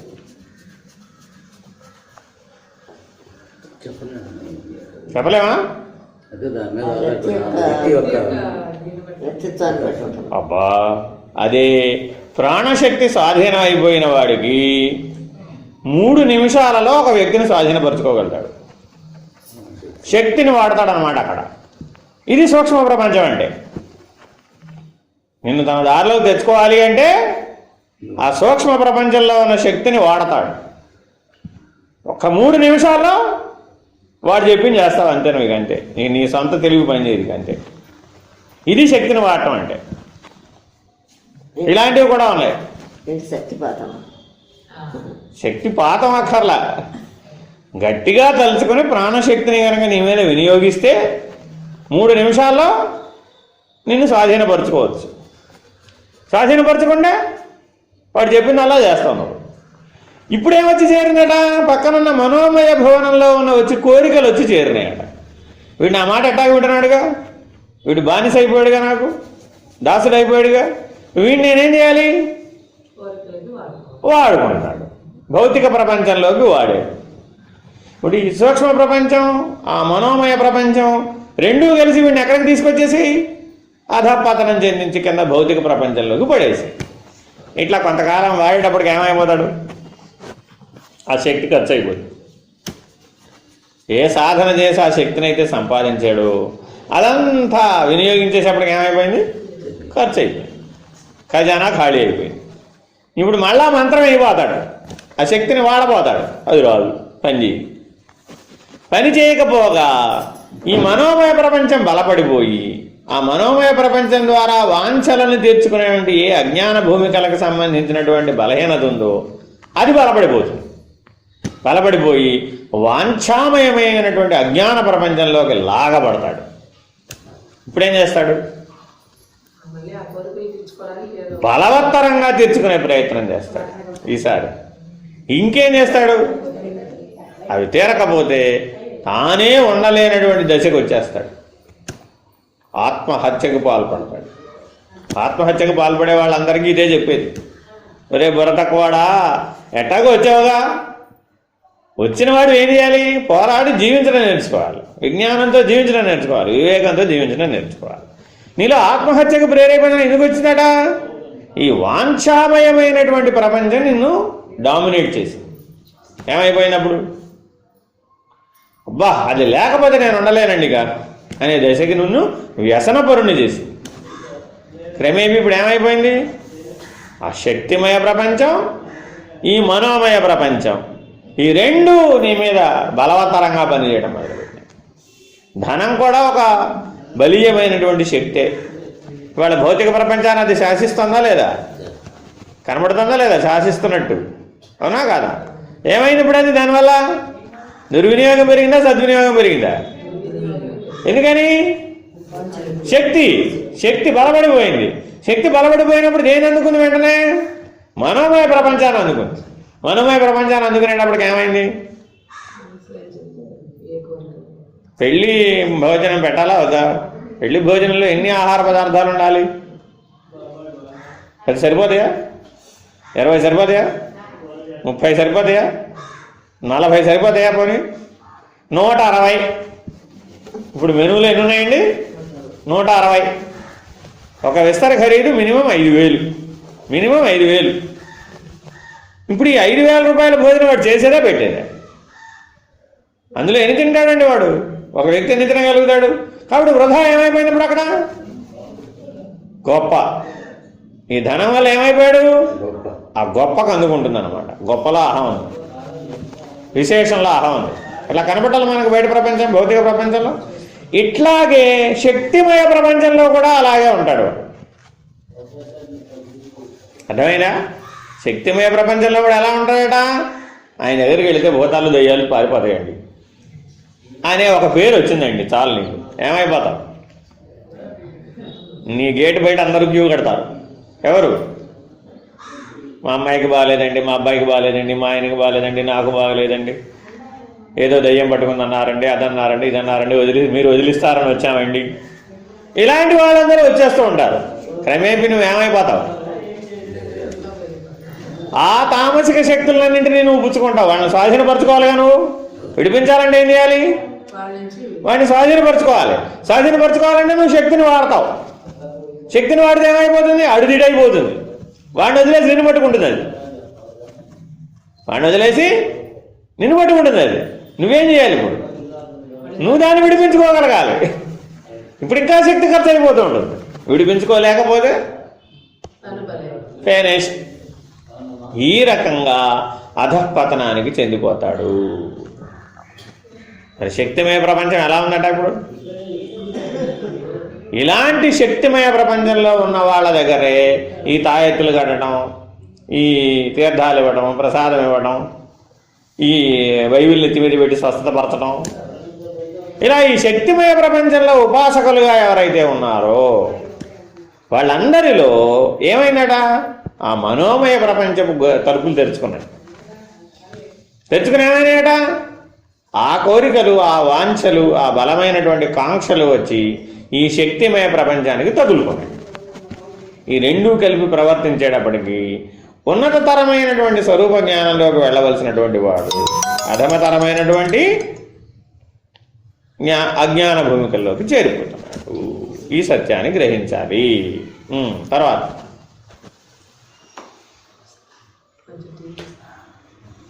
ఫోన్ చేసేస్తాగా, టైం అయిపోయింది.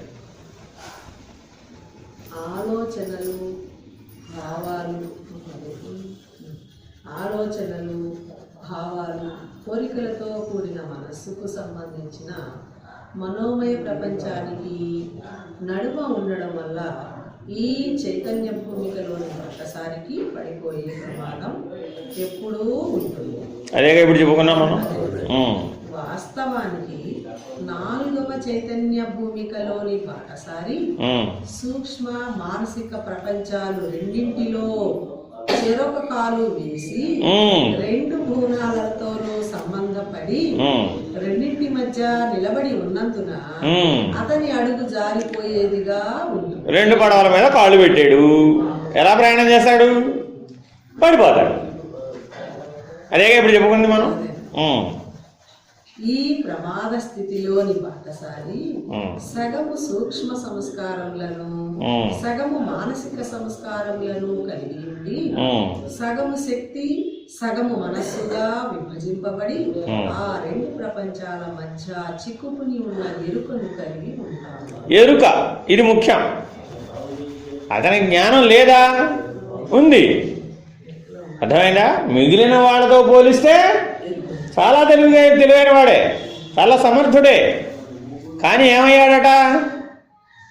ఉపాసనాపరుడే, శక్తివంతుడే, ఎన్నో సాధనలు చేశాడు, ఎంతో పరిజ్ఞానాన్ని సంపాదించాడు, ఎంతమంది దగ్గరకో ఆశ్రమాలకు వెళ్ళి ఆ మహానుభావులను సేవించాడు, అవునా కదా? కానీ ఏమైపోయాడు?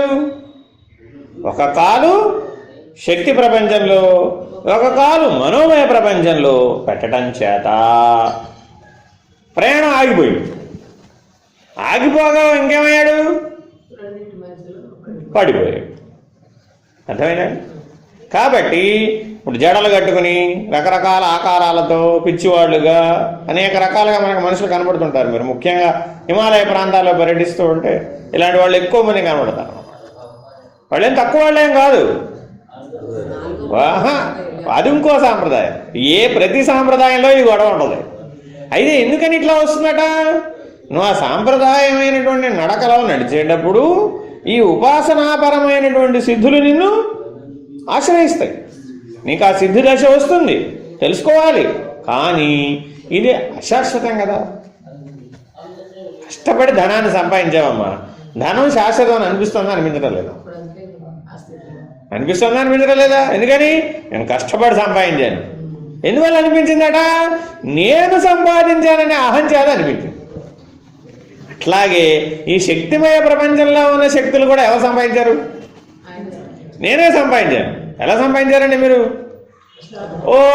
అక్కడ కైలాస పర్వత సానువులలో, హిమాలయాలలో అంతకాలం తపస్సు చేసి ఆ మహానుభావుడి దగ్గర ఇన్ని ఉపాసనలు చేసి ఈ రకమైనటువంటి సిద్ధి పొందాను అంటున్నాడా లేదా? ఆ సిద్ధి మరి నీకు దేనికి ఉపయోగపడిందండి? అనగానే ఏమయ్యాడు?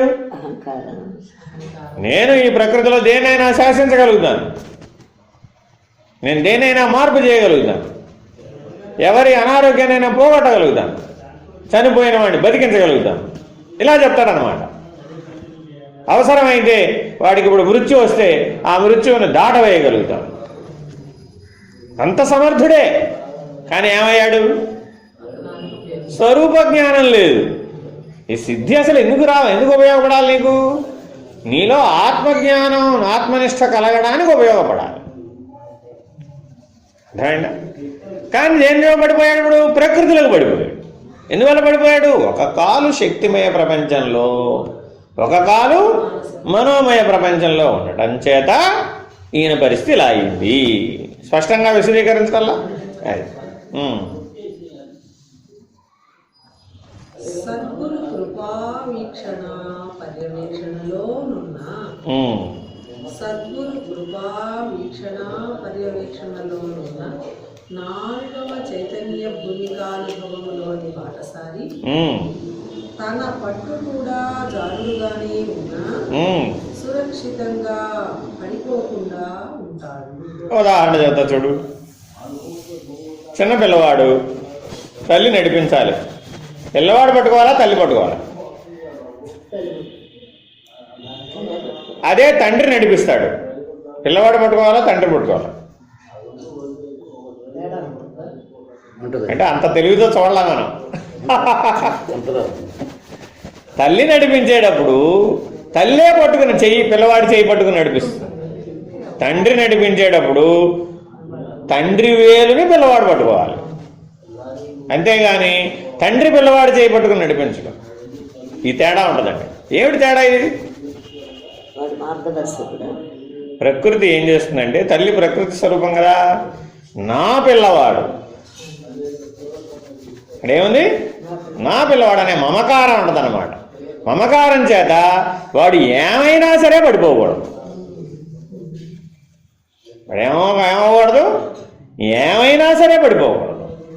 ఏమైనా సరే పడిపోకూడదని ఆ చెయ్యి పట్టుకోవడంలోనే వాడి బరువు అంతా ఇప్పుడు మోసేస్తూ ఉంటుంది. వాడి ఊరికి అలవోగట్ట వెళ్ళిపోవడమే. ఆ పట్టుకునే పట్టులోనే ఎలా ఉంటుందట, అలవోకగా వాడు బరువు ఇటేసేస్తాడు. ఇటేసేస్తే ఏమైపోయింది, తేలిగ్గా చక చక చక చక చక చక వెళ్ళిపోతుంటాడు. ఇది తల్లితో నడక. తండ్రితో నడక ఎలా ఉంటుందట, జారుడుగా పట్టుకుంటాడు. వదిలేస్తే వాడు పడిపోతాడు అనేటటువంటి పద్ధతిగా పట్టుకొనిస్తాడు. అప్పుడేమైంది, అనుభవ జ్ఞానం వచ్చింది వాడికి. ఆ మెట్లు ఎక్కడంలో అనుభవ జ్ఞానం వచ్చింది. తండ్రితో ఒక్కసారి మెట్లు ఎక్కితే వాడు స్వయంగా ఎక్కేస్తాడు. తల్లితో 10 సార్లు ఎక్కినా వాడిని స్వయంగా ఎక్కలేడు.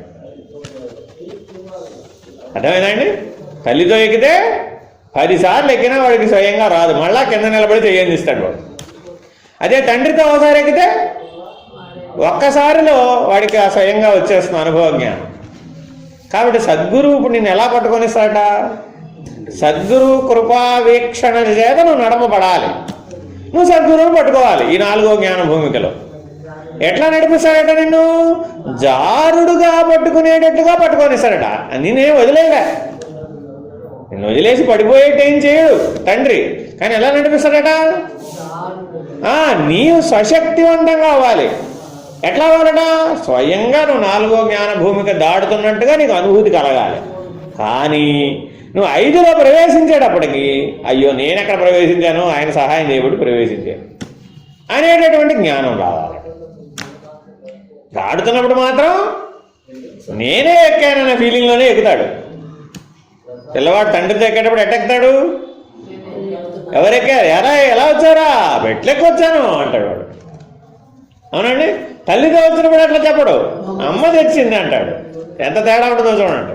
ఎందుకని ఎక్కేటప్పుడు అమ్మ మీద బరువు వేసేసాడు, అమ్మ ఎక్కిచ్చేసింది అంతే.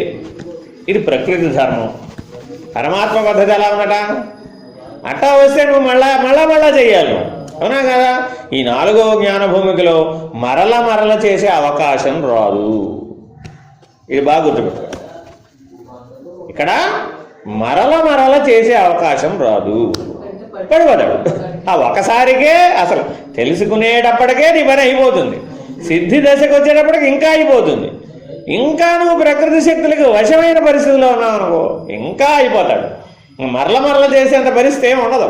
ఇక్కడ పడ్డవాడు ఏకంగా శిలామృతికి దగ్గర లేస్తాడు. కాబట్టి నువ్వు పడిపోకుండా దాటాలి. ఎట్లా దాటాలి, మళ్ళా స్వానుభవంతోనే దాటాలి. అది అక్కడ జారుడుగా పట్టుకోవడం అంటే అర్థం ఏమిటంటే స్వానుభవంగా దాటాలి. నువ్వు స్వానుభవ ప్రమాణం లేకుండా ఇక్కడ నిద్రపోయానని అక్కడ లేచానండి, ఏం జరిగిందో నాకు తెలియదండి అంటే లాభంలా. అందుకనే నేను వాళ్ళందరూ ఎలా అడుగుతాయి, ఎలా వచ్చావమ్మా ఇక్కడికి, ఈ స్థితికి ఎలా వచ్చావు, ఎలా వచ్చావన్న దాన్ని కనుక నువ్వు స్పష్టంగా అనుభూతి ప్రమాణంతో చెప్పగలిగావు అనుకో, అప్పుడు నేను అంచనా వేసేయచ్చు నువ్వు ఏ జ్ఞాన భూమికలో ఉన్నావు. ఏమనండి నాకు తెలియదండి అన్నావు అనుకో, అప్పుడు ఏమైపోయావు, ఇక్కడ పడుకున్నావు అక్కడ లేచావు. అది కూడా మార్గమే, కానీ ఇది ఎటువంటి మార్గం, ప్రకృతి పద్ధతి అన్నమాట. తల్లి మీద బరువు వేసేసాడు. తల్లి మీద బరువు వేసిన వాడికి ఎట్టొచ్చాడంటే ఏమో నాకు తెలియదండి, అమ్మ తీసుకొచ్చింది. శాక్తేయ మార్గం అన్నమాట ఇది. అంతా అమ్మదయ్యానండి, అంతా అమ్మదయ్యానండి, అంతా అమ్మదయ్యానండి. వీడు చేరతాడు కానీ ఎటు చేరతాడు, తెలియకుండా చేరతాడు, తెలివి లేకుండా చేరతాడు. తెలివి లేకుండా చేరి అక్కడికి వెళ్ళినాక అమ్మ అంటే కుదరదు. 5వ జ్ఞాన భూమికలో అమ్మ అంటే అనే అవకాశం లేదు అక్కడ. ఎందుకని అమ్మ అయ్యా లేదు అక్కడ. అర్థమైందండి? అందుకని సద్గురు కృపావీక్షణ ఎలా చూస్తాడట, ఇప్పుడు నీకు స్వానుభవము రావాలి అని సహాయము చెయ్యాలి ఏకకాలంలో. ఏకకాలంలో మార్గదర్శకత్వము ఉండాలి, సహాయము చెయ్యాలి, నిన్ను నడిపించాలి, కానీ నువ్వు నడవాలి. అర్థమైందండి? కాబట్టి మేము బోధించే పద్ధతి అంతా ఎట్లా ఉంటుంది? ఈ పద్ధతిగా ఉంటుంది అన్నమాట. నిన్ను నడిపించేట్టుగానే ఉంటుంది, నిన్ను కష్టపెట్టినట్టుగానే ఉంటుంది. నువ్వు కష్టపడ్డట్టు అనుభూతి చెందుతావు. చెందకపోతే ఏమవుతావు? పరిణామం రాదు. నీకు అందులో ఆసక్తి మిగిలిపోతుంది. ఆసక్తి మిగిలిపోతే ఎక్కడ పడిపోతావు? మళ్ళా కిందకు పడిపోతావు. కాబట్టి స్వానుభవ ప్రమాణంతో ఎదిగితే ఏమయ్యావు? ఆ ఆసక్తి రద్దయిపోయింది. ఎప్పుడైతే ఆసక్తి రద్దయిపోయిందో ఇక మళ్ళీ అందులో ప్రవేశించాం. ఇందుకు జారుడుగా పట్టుకోవడం అని చెప్తున్నాడు. చూడండి, ఎంత జారుడుగా పట్టుకోవడం అన్న దాంట్లోనే రహస్యం ఏమిడి ఉందన్నమాట. అర్థమైందండి?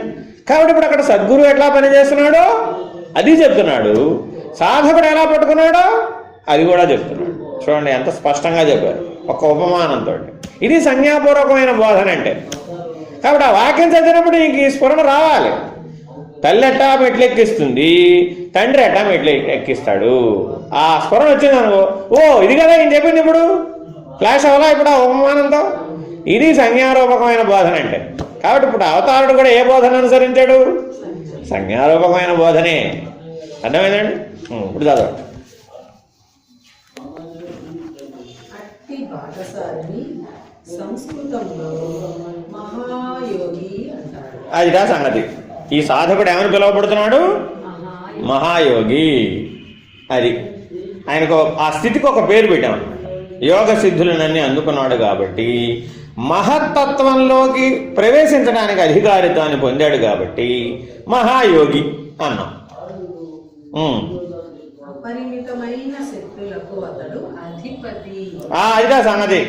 ఇందాక నుంచి చెప్తున్నాడుగా, ఆ శక్తిమయ ప్రపంచంలో ఉన్నటువంటి ఏ శక్తినైనా సరే, ఇచ్ఛాక్రియ జ్ఞాన ఆది పరాశక్తులైనటువంటి ఈ శక్తి పంచకంలో దేనినైనా సరే అతను స్వాధీనపరుచుకున్న వాడే ఉంటాడు. మహాయోగికి ఏదైనా చేయగల శక్తి ఉంటుంది. ప్రకృతిలో ఏదైనా చేయడం అంటే ఎందులోకి వచ్చేసాడు? ప్రకృతిలో. అది గుర్తుపెట్టుకోవాలి. తన ఆధీనంలో ఉన్న శక్తులను నిగ్రహించే దైవీ జ్ఞానం మాత్రం ఉండదు. రెండు ఉండాలట, శక్తి ఉండాలి, జ్ఞానం ఉండాలి. ఎందుకని? శక్తి లేకుండా జ్ఞానం ఉందండి, ఏం చేసుకుంటా? ప్రయోజనశీలం కాదుగా అప్పుడు. అర్థమైంది? అందుకేగా దిగి రావాల్సి వచ్చింది. బ్రహ్మము జ్ఞానస్వరూపం, శక్తిని వినియోగించాలి. అక్కడ వినియోగించకపోయేటప్పటికి ఏమైంది? సృష్టి అవ్యక్తం కావాలి, ఏ కదలగలేవు. అప్పుడు ఏమైంది? దానివల్ల సృష్టి దిగి రావాల్సి వచ్చింది. ఇప్పుడు నువ్వు ఎట్ట వెళ్ళాలట? శక్తి ఉండాలి, జ్ఞానం కూడా ఉండాలి. చైతన్య వికాసంలో పైకి ఎట్లా ఎక్కాలట నువ్వు? శక్తి, జ్ఞానం. డాక్టర్ గారికి అన్నీ వచ్చండి, కానీ ఆవిడేం చెయ్యి, ఏం ప్రయోజనం ఆవిడతో? ఇప్పుడు ఇవి ఉన్నారండి, ఇవి డాక్టర్ గారేనా కాదా? డాక్టర్ గారే, కానీ ఇవిడేం చెయ్యి. ఇప్పుడు ప్రపంచం ఏమంటుంది? ఏమండి ఇప్పుడు ఏం ప్రయోజనం అండి? ఆవిడ జ్ఞానం ఉంది, డాక్టర్గా బోల్డ్ జ్ఞానం ఉంది, కానీ ఇప్పుడు ఇవిడేం ప్రాక్టీస్ చేయడం లేదు.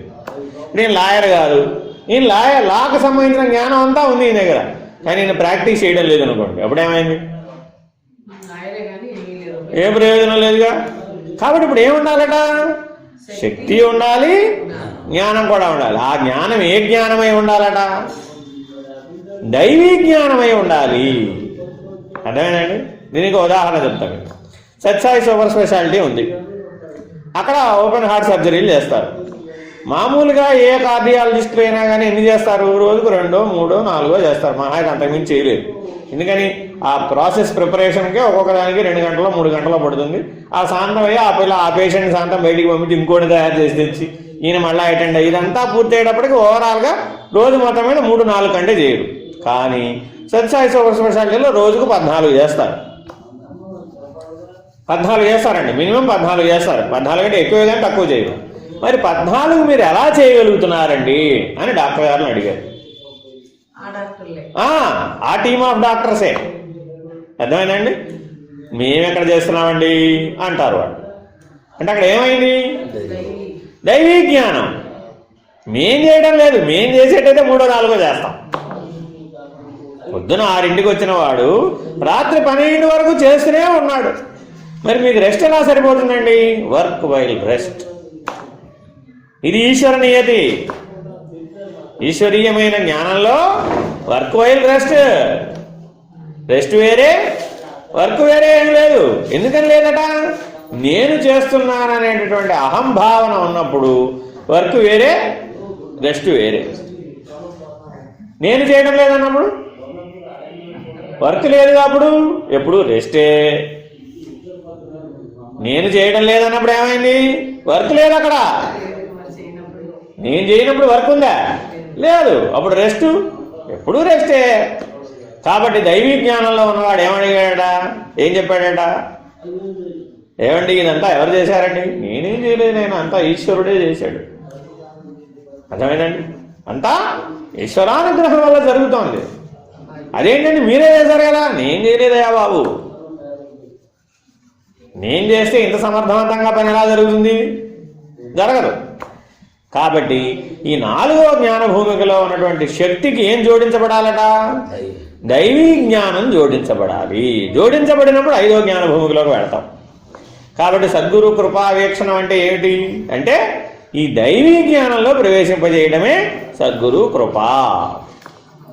ఉపాసనా బలం చేత, సాధనా బలం చేత నువ్వు శక్తివంతుడు అయ్యావు. కానీ శక్తివంతుడు అయిన దానికి ఏం జోడించబడాలంటే ఇప్పుడు దైవీ జ్ఞానం జోడించబడాలి. అటువంటి దైవీ జ్ఞానం కనుక నీకు జోడించబడినట్లయితే నువ్వు జీవన్ముక్తుడు అయిపోతావు.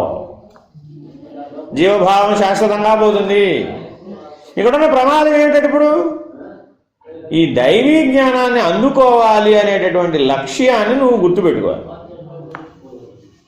ఈ దైవీ జ్ఞానాన్ని అందుకోవాలనేటటువంటి లక్ష్యాన్ని నువ్వు పట్టుకోవాలి. అర్థమైందండి? ఇప్పుడు అణు విద్యుత్తు రియాక్టర్లు, ఇస్రో కేంద్రాల్లో రాకెట్ విజ్ఞాన శాస్త్రంలో ఉన్నటువంటి సమస్తమైన మేధా సంపన్నులైన వాళ్ళందరికీ కూడా వీళ్ళందరూ 4వ జ్ఞాన భూమికలో ఉండాలి. లేకపోతే వాడు అది కనిపెట్టలేడు. అర్థమైందండి? నువ్వు కొత్త రాకెట్లు కనిపెట్టు, కొత్త మిసైల్స్ కనిపెట్టు, కొత్త మందులు కనిపెట్టు, రీసెర్చ్ అండ్ డెవలప్మెంట్ వింగ్లో పనిచేసేటటువంటి మహానుభావులందరూ ఎందులో ఉన్నారు? ఈ 4వ జ్ఞాన భూమికలోనే ఉన్నారు. వచ్చిన సమస్య ఏంటి? దైవీ జ్ఞానం లేదు. దైవీ జ్ఞానం లేకపోవడం వల్ల ఏమైంది? ఈశ్వరుడు లేడనేటటువంటి నిరీశ్వరవాదంలోకి మారిపోయి ఏమైపోతాడు? శక్తిమయ ప్రపంచమే సత్యం అనుకుంటాడు. అర్థమైనా? శక్తి ప్రస్ఫుటంగా కనబడుతుందిగా, అక్కడ పరిణామం స్పష్టంగా కనబడుతుందిగా, ఫలితం కూడా స్పష్టంగా కనబడుతుందిగా. అప్పుడు ఏమయ్యావు? అదే సత్యం అంటాడు. అంతే. ఈ సమస్య శాక్తేయులలో కూడా ఉంది. వాళ్ళ దృష్టిలో పెట్టి కూడా చెప్తున్నారన్నమాట. అర్థమైందండి? బాబు అమ్మ అయ్యా అనొద్దు. అన్నావా? ఏమయ్యింది? దైవం 2 ముక్కలయ్యింది. దైవం 1 2? మరి ఇప్పుడు 2గా చెప్తున్నావేంటి? చెప్పకూడదు కదా, అవునా కదా? పదార్థం వేరే, శక్తి వేరే, జ్ఞానం వేరే అన్నావు. ఏమైనప్పుడు అన్నిటి ఎడలా భేదభావన వచ్చేసి, అవునా కదా? ఇన్ని ఎక్కడున్నాయి? అన్ని జ్ఞానంలో భాగాలేగా, కాదా? కాబట్టి జ్ఞానమే సత్యము, స్వరూప జ్ఞానాన్ని పొందడమే నా లక్ష్యము అనేటటువంటి లక్ష్యాన్ని నువ్వు అందిపుచ్చుకోవాలి. ఇంత స్పష్టంగా బలంగా చెప్తున్నాడు. ఎందుకని? అడుగడుగునా పడిపోతావు కాబట్టి. చదువు. మనోమయ ప్రపంచానికి అత్యంత సన్నిహితంగా ఉన్న అతడు తన మనస్సును, అంటే ఆలోచనలను, భావాలను, కోరికలను నిగ్రహించలేని స్థితిలో ఉంటాడు. అది కాదు అన్నది. వీడి కెపాసిటీ ఎంతవరకు ఉందట? శరీరం, ప్రాణం, ఈ రెండింటినీ స్వాధీనపరుచుకున్నాడు. అవసరమైతే బటన్ వేలుపై నిలబడమంటే నిలబడగలుగుతాడు, తలకిందులుగా వేలాడమంటే వేలాడగలుగుతాడు, ఎన్నైనా చేయగలుగుతాడు, ఎన్ని సాధనలైనా చేయగలుగుతాడు, ఎన్ని సిద్ధులనైనా ప్రదర్శించగలుగుతాడు. కానీ మనసును మాత్రం దాటలేడు, మనోమయ ప్రపంచాన్ని దాటలేడు. హఠయోగంలో కూడా ఈ సమస్య ఉంది. అర్థమైందండి? హఠయోగంలో సిద్ధులు బోల్డ్ వస్తాయి. అవన్నీ ఎలా వచ్చినాయట? ప్రాణాన్ని హటించడం ద్వారా వచ్చినాయి. పంచ ప్రధాన ప్రాణాలని పంచ ఉప ప్రాణాలతో కలవకుండా చేయడం ద్వారా పరిణామాన్ని అడ్డుకున్నాడు, సహజమైన పరిణామాన్ని అడ్డుకున్నాడు. అందుకని ఆయన 400 సంవత్సరాలు ఉన్నాడండి, 800 సంవత్సరాలు ఉన్నాడండి అనే పేర్లు వింటుంటారు. వీళ్ళందరూ ఎవరు? హఠయోగులు. ఏం చేశాడట? 100 ఏళ్లకు పడిపోతుంది శరీరం, కానీ ఈయన ఏం చేశాడు? శరీరం పడిపోకుండా అడ్డుకున్నాడు, శ్వాసను బంధించేశాడు. బంధించడం ద్వారా ఏమైపోయింది? పంచ ప్రధాన ప్రాణాలు, పంచ ఉప ప్రాణాలు ఉన్నాయి మనలో. ప్రాణాపాన వ్యాన సమాన ఉదాన వాయువులు పెద్ద ప్రధాన వాయువులు. దేవదత్త నాగ కోర్మ కృకుర ధనంజయములేమో ఉప ప్రాణాలు. ఈ ప్రధాన ప్రాణాలలో నుంచి ఉప ప్రాణాలు ఉత్పన్నం అవుతూ ఉంటాయి పరిణామంలో, రోజువారీ జీవితంలో. ఆ ఉత్పన్నం అయ్యేటప్పుడే శరీరం క్షీణించిపోతూ ఉంటుంది. ఇది శరీరం యొక్క వృద్ధిక్షయాలకు కారణమైంది. కానీ ఈయన ఏం చేశాడట? ఈ ఉప ప్రాణాలు పుట్టకుండా ఆపేశాడు. ఏంటో దానివల్ల ఏమైపోయింది? ఆకలి దప్పికలు లేకుండా పోయినాయి. దానివల్ల ఏమైపోయింది? ఆహారం తీసుకోవాల్సిన అవసరం లేకుండా పోయింది. దానివల్ల ఏమైపోయింది? విసర్జించవలసిన అవసరం లేకుండా పోయింది. శ్వాసక్రియని బంధించేసాడు. దానివల్ల ఏమైపోయింది? ఉచ్ఛ్వాస నిశ్వాసాలు ఆగిపోయినాయి. ఆగిపోతే మనిషి ఎలా ఉంటాడండి? ఉంటాడండి. ఆయన దాంట్లో స్వాధీనపరుచుకుని అలా సాధ్యమయ్యేది చేసుకున్నాడు. అయితే ఆ 400 సంవత్సరాల తర్వాత మళ్ళీ బయటకు వచ్చాడు. వస్తే ఏ తెలుగులో వచ్చాడు బయటికి? అది కూడా ఒక నిద్ర వంటిది, ఒక హైబర్నేషన్ ప్రక్రియ లాంటిది. ఎలా? ధ్రువపు ఎలుగు అంటే మంచు కిందకి వెళ్ళిపోయి 6 నెలలు పడుకుంటుంది. ఎందుకని అంటే 6 నెలలు ఆ ధ్రువాల ప్రాంతంలో మంచు పడుతుంది, బయట ఉంటే చచ్చిపోతుంది. అందుకని ఏం చేస్తుందట? ఆ మంచు కింద బొరియా చేసుకుని దాని కిందకి వెళ్ళిపోతుంది. దాని కిందకి వెళ్ళిపోయి అక్కడ పడుకుంటుంది. 6 నెలలు ఆహారం కింద బయటకు వచ్చేటప్పటికి స్కెలిటన్ లాగా బయటకు వస్తుంది. మిగిలిన 6 నెలలు దానికి బయట ఆహారం దొరుకుతుంది. 6 నెలలు శుభ్రంగా తినేసి మళ్ళీ 8 గంట అవుతుంది. అది అర్థమైందండి. అలాగే ఈ హఠయోగి కూడా ఈ మనోమయ ప్రపంచాన్ని గెలవకపోవడం చేత, మనోమయ ప్రపంచాన్ని భ్రాంతిగా నిరూపితమై తొలగించుకోకపోవడం చేత, అధిగమించలేకపోవడం చేత ఏ తెలివితో అయితే లోపలికి వెళ్ళాడో ఆ తెలివితోనే మేల్కొంటాడు. మళ్ళా మనం కూడా రోజు ఇదే పని చేస్తున్నాం. ఎలా? రోజు నిద్రలోకి పోతున్నాం. నిద్రలోకి పోయేటప్పుడు ఒక ఆలోచన చేసావు, అదే ఆలోచనతోనే మళ్ళీ మేల్కొంటావు. అంతే. రేపొద్దునే 5ంటికల్లా పలానా పని చేయాలి, 5ంటికల్లా పలానా పని చేయాలి, 5ంటికల్లా పలానా పని చేయాలి అనుకుంటూ పడుకున్నాడండి వీడు. ఏమైంది? మెలకు రావడమే కాదు, ఎట్టొచ్చింది? ఏ కార్యాచరణ ప్రణాళిక ఫిక్స్ అయిపోయిందో అదే తెలివితోటే బయటకు వచ్చింది. ఇప్పుడు మనం కూడా అదే చేస్తున్నాం. మరి ఇప్పుడు ఏం గెలవలేదు మనం? మనోమయ ప్రపంచాన్ని గెలవలేదు. సహజంగా లేవు, సహజమైన జ్ఞానంలో లేవు. సహజమైన జ్ఞానంలో ఉంటే ఈ మనోమయ ప్రపంచం యొక్క ప్రభావం నీ మీద ఉండదు. అప్పుడు కళ అనే ప్రభావం లేదు కానీ మీద. అప్పుడు నిద్ర కూడా ఎరుకతో కూడిన నిద్ర అయిపోయిందిగా. కాబట్టి 5వ జ్ఞాన భూమికలోకి వచ్చేటప్పటికి ఏమైపోయాడు? తురియ స్థితిలో ఉన్నాడు. 5వ జ్ఞాన భూమికలో తురియ స్థితిలో ఉన్నాడు. కాబట్టి అవస్థాత్రయం యొక్క ప్రభావం ఎక్కడి వరకు ఉందట? ఈ 4వ జ్ఞాన భూమిక వరకు ఉంది అని చెప్తున్నాడు అనమాట. అది ఆ మేలుకోవడం అన్న ఒక మాటలో చెప్పడం ఉద్దేశ్యం. అనంత శక్తియుతమైన 4వ చైతన్య భూమిక ద్వారా బాటసారిని సద్గురువు నడిపిస్తాడు. ఎట్లా నడిపిస్తాడో చెప్తున్నాడు. ఇప్పుడు ఎటువైపు నడిపిస్తున్నాడు? ఇంతకీ అనంతం. అనంతం అక్కడ చూడండి, అనంతం అన్న పదం వేశాడు.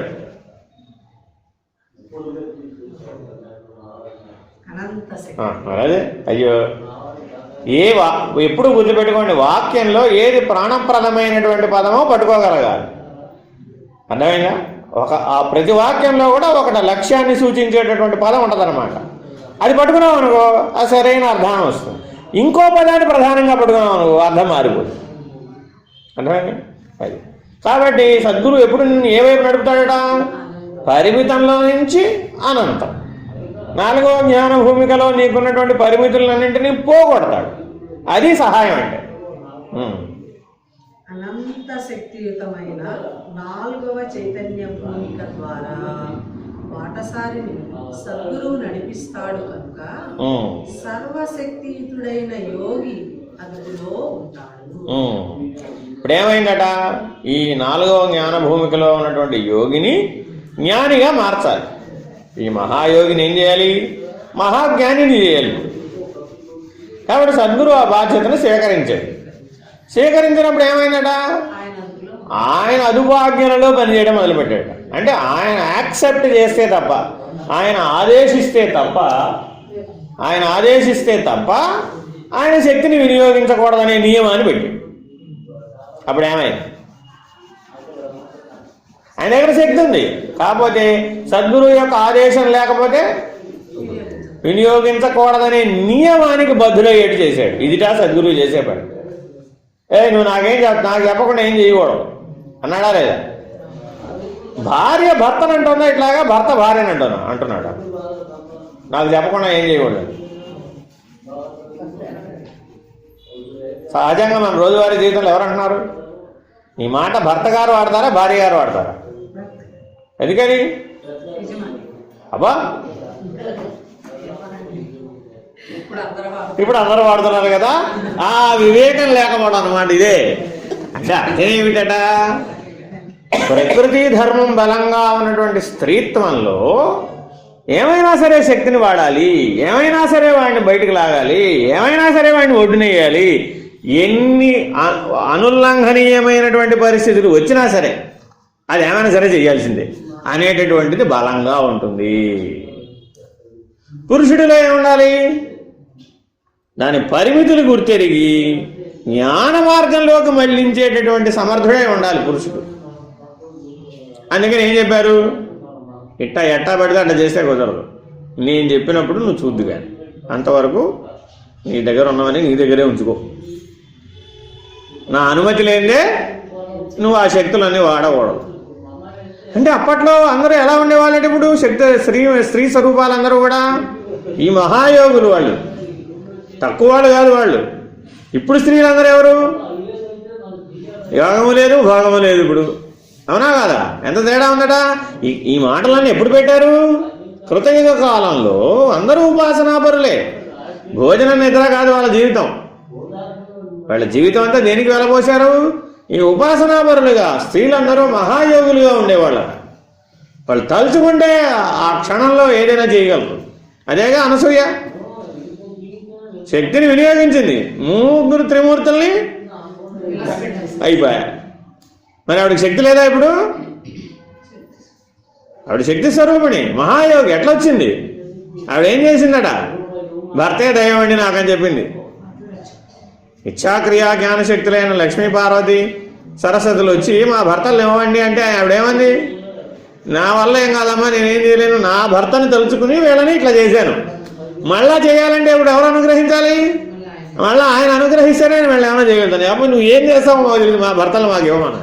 అంటే సంజ్ఞారూపకమైనటువంటి పురాణ ప్రవచనం అంటే అర్థం ఇదే. అర్థమైనా? మళ్ళీ ఏం చేసినట, మళ్ళా భర్తను తలుచుకున్నట్ట నీళ్లు తెలియదు, మళ్ళా యథారూపాలు వచ్చినాయి. కథ ఇది. ఈ కథ ద్వారా ఏం తెలియజెప్తున్నాడు?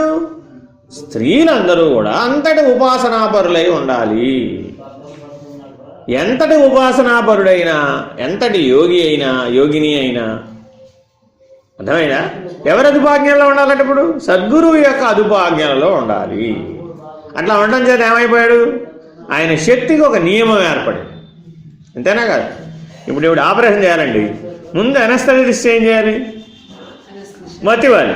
మత్తి ఇచ్చి కన్ఫర్మేషన్ చెప్పాలి, ఏమంటే మీరు కోసినా ఇప్పుడు ఇవిడికి ఏం తెలియదు అంటే తప్ప ఇవిడు కోయడు.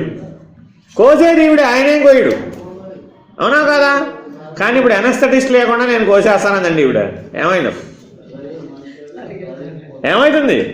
అనస్థెటిస్ట్ లేకుండా కోసేస్తే కుయ్యమర్రా అన్నావు, ప్రాణం పోతుంది వాడికి ఆ బాధ వల్ల. నీ ఆపరేషన్ వల్ల పోలా వాడికి, ఆ బాధ భరించలేక ప్రాణాన్ని కోల్పోయాడు, అవునా కదా? ప్రక్రియ అదే. ఏం జరిగింది ఇప్పుడు అక్కడ అనస్థీషియా ఇవ్వడం వల్ల? మనోమయ ప్రపంచాన్ని దాటాడు. ఏమయ్యాడు అక్కడ? మనోమయ ప్రపంచాన్ని దాటించేసేవాడు అనస్థీషియా ఇవ్వడం ద్వారా. వాడికి నొప్పి తెలియదు, మనసు పనిచేయదు అక్కడ. మనసు పనిచేసింది అనుకోండి, ఇంజక్షన్ ఇస్తేనే తట్టుకోలేని వాడు నిలువున అడ్డంగా కోసేస్తే ఎట్లా తట్టుకుంటాడు, అవునా కదా?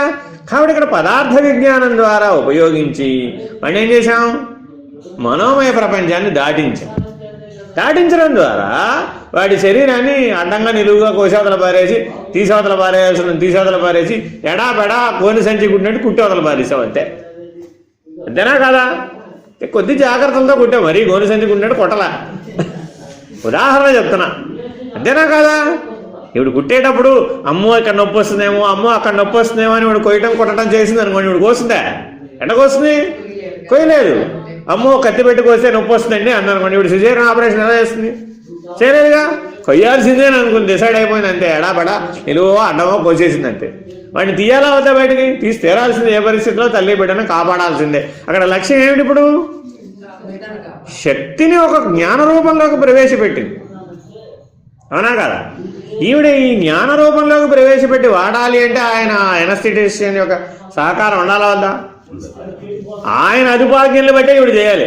ఆయన మధ్యలో చూస్తుంటాడు, ఈవిడికి తెలివి వచ్చిందా, పోయిందా, సరిగ్గా ఉందా, ఇంకా పెంచాలా, మళ్ళా ఎనస్థీషియా డోస్ ఇవ్వాలా, ఎందుకని మధ్యలో మాట్లాడిస్తూ ఉంటాడు ఆయన.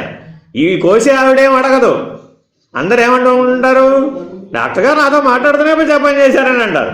ఈ డాక్టర్ గారు కోసి ఆవిడేం మాట్లాడదు. ఎవరు మాట్లాడించేది? ఎనస్థెటిస్ట్. అది ఆయన ఉద్యోగం, అంతేనా కదా? ఎందుకని ఆ లిమిట్ ఎంతవరకు ఉంది? నొప్పి తెలుస్తోందా, తెలియడం లేదా? శాంతం తెలియకుండా పడేసినా ప్రమాదమే, అవునా కదా? జనరల్ ఎనస్థీషియా అయినప్పటికీ కూడా నీ తెలివి ఉండేటట్టుగానే ఎనస్థీషియా ఇవ్వాలి. చూడండి ఎంత విజ్ఞాన శాస్త్రం ఉందో ఇందులో. ఇప్పుడు ఇదే విజ్ఞానానికి స్వరూప జ్ఞానంలో కన్వర్ట్ చేశాం. అప్పుడేమైంది? సులభమైపోలే. కాబట్టి మేధాశక్తి మానవుడికి వరం. ఈ వరాన్ని ఇప్పుడు మనం ఏం చేయాలట? ఉపాసనా బలంతో అఖండమైనటువంటి బ్రహ్మాండమైన శక్తులను స్వాధీనపరుచుకుని ఆ సిద్ధి దశలో నువ్వు పొందినటువంటి దాన్ని స్వరూప జ్ఞానంలోకి మార్పు చేయాలి. మార్పు చేస్తే ఏమయ్యాడట? సద్గురు ఆదేశాన్ని అనుసరించి పనిచేయడం మొదలుపెట్టాడు. ఆ బలాన్ని వినియోగించేటప్పుడు ఎవరు ఆంక్ష పెట్టారట? ఇప్పుడు ఈశ్వరాదేశం అయితే తప్ప నేను వాడనండి అన్నాడు. అప్పుడు ఏమైపోయింది? జనాలు క్యూ కట్టిన వాళ్ళందరూ ఒక్కొక్కళ్ళు తగ్గిపోవడం మొదలుపెట్టారు. ఎందుకని? చేయడం లేదుగా, వినియోగించడం లేదుగా, తగ్గిపోరా. ఇప్పుడు దేనికి ఉపయోగపడింది?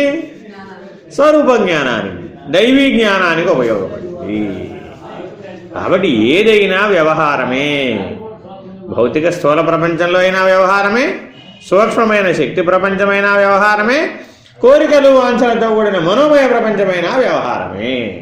కాబట్టి స్థూల సూక్ష్మ కారణ స్థితులలో స్థూల సూక్ష్మ కారణ ప్రపంచాలు ఏర్పడుతున్నాయి, ఆయా వ్యవహారాలు ఏర్పడుతున్నాయి, ఆయా రకమైన శక్తులు ఏర్పడుతున్నాయి, ఆయా రకమైన సిద్ధులు ఏర్పడుతున్నాయి, ఆయా రకమైన విజ్ఞానం ఏర్పడుతుంది. వీటన్నింటినీ ఏం చేయాలట? దైవీ స్థితిలో కలిపేసేయాలి. దైవీ జ్ఞానంలో కలిపేస్తే అప్పుడు ఏమైపోయింది? ఉన్నది ఒక్కటే కదా, ఉన్నది ఈశ్వరుడే అయిపోయింది. అర్థమైనా? ఆవిడ ఆపరేషన్ బాగా బలంగా చేసిందండి, పర్ఫెక్ట్గా చేసింది, తల్లి బిడ్డ క్షేమంగా ఉన్నారు. బయట వాళ్ళందరూ ఏం చెప్పుకున్నారు? డాక్టర్ గారు దేవుడండి బాబు. ఇప్పుడు డాక్టర్ గారు ఎవరు? దేవుడు. ఎందుకు దేవుడు? కాబట్టి డాక్టర్ గారు దైవం. ఎందుకు దైవం అయిపోయాడు అంటే తన శక్తిని జ్ఞానం అనే పరిమితికి లోబడి పర్ఫెక్ట్గా వాడాడు. జ్ఞానం అనే పరిమితి తీసేస్తే ఈ శక్తి వల్ల ఏమైపోయింది? చాలా ప్రమాదం వచ్చింది, అంతేనా కాదా? కాబట్టి శక్తి జ్ఞానాలు ఎక్కడైతే సమన్వయమైనయో అది ఈశ్వరుడు. శక్తి జ్ఞానములు ఎక్కడైతే సమతౌల్యతను పొందినయో అది ఈశ్వరుడు. ఈశ్వరుడు అంటే ఏదో ఎక్కడ ఉందనుకునేరు. శక్తి జ్ఞానము సమతౌల్య స్థితిని పొందినాయి. అప్పుడు ఏమైంది? దైవీ జ్ఞానం అయిపోయింది. సమర్థత ఉంది, దివ్య జ్ఞానం ఉంది. అప్పుడు లోక కళ్యాణానికి ఉపయోగపడ్డాడు. ఈ రెండింటిలో ఏది లోపించినా పతనం అయిపోతాడు. సమర్థత లేదండి, వాడి వల్ల ఏం ప్రయోజనం? సమర్థత ఉందండి, వివేకం లేదండి, ఇప్పుడేమైంది? ఇప్పుడు వృధా అయిపోలా. అర్థమైందండి? కాబట్టి యోగి అంటేనే అసలు ఏం చెప్తున్నావు? యోగం సమత్వం ముచ్చటే, అవునా కదా? ఎందుకని ఆ సమత్వమే జ్ఞానానికి పునాది. కాబట్టి 5వ జ్ఞానభూమికి అయినటువంటి జీవన్ముక్తావస్థలోకి చేరాలి అంటే పదార్థము, శక్తి, మనస్సు ఈ 3 ప్రపంచాల నుంచి నువ్వు విడుదల పొందాలి, అధిగమించాలి. అది కూడా ఎవరి ఆదేశం మేరకు వినాలా? సద్గురువు యొక్క ఆదేశం మేరకే నువ్వు ప్రవర్తించాలి అని చెప్తున్నారు. అతడు తన శక్తులను దుర్వినియోగపరిచి రాతి స్థాయికి పతనం కావడం చాలా అరుదే అయినా అలా జరిగే అవకాశం మాత్రము లేకపోలేదు. యోగులను రాతి స్థాయి వారి శక్తులను హరించి వేయడం కానీ చేస్తారు. చూడండి, అంటే గురువులలో ఉన్నటువంటి భేదాన్ని కూడా చెప్తున్నారు. గురువులో అనేక స్థాయి భేదాలు ఉంటాయి.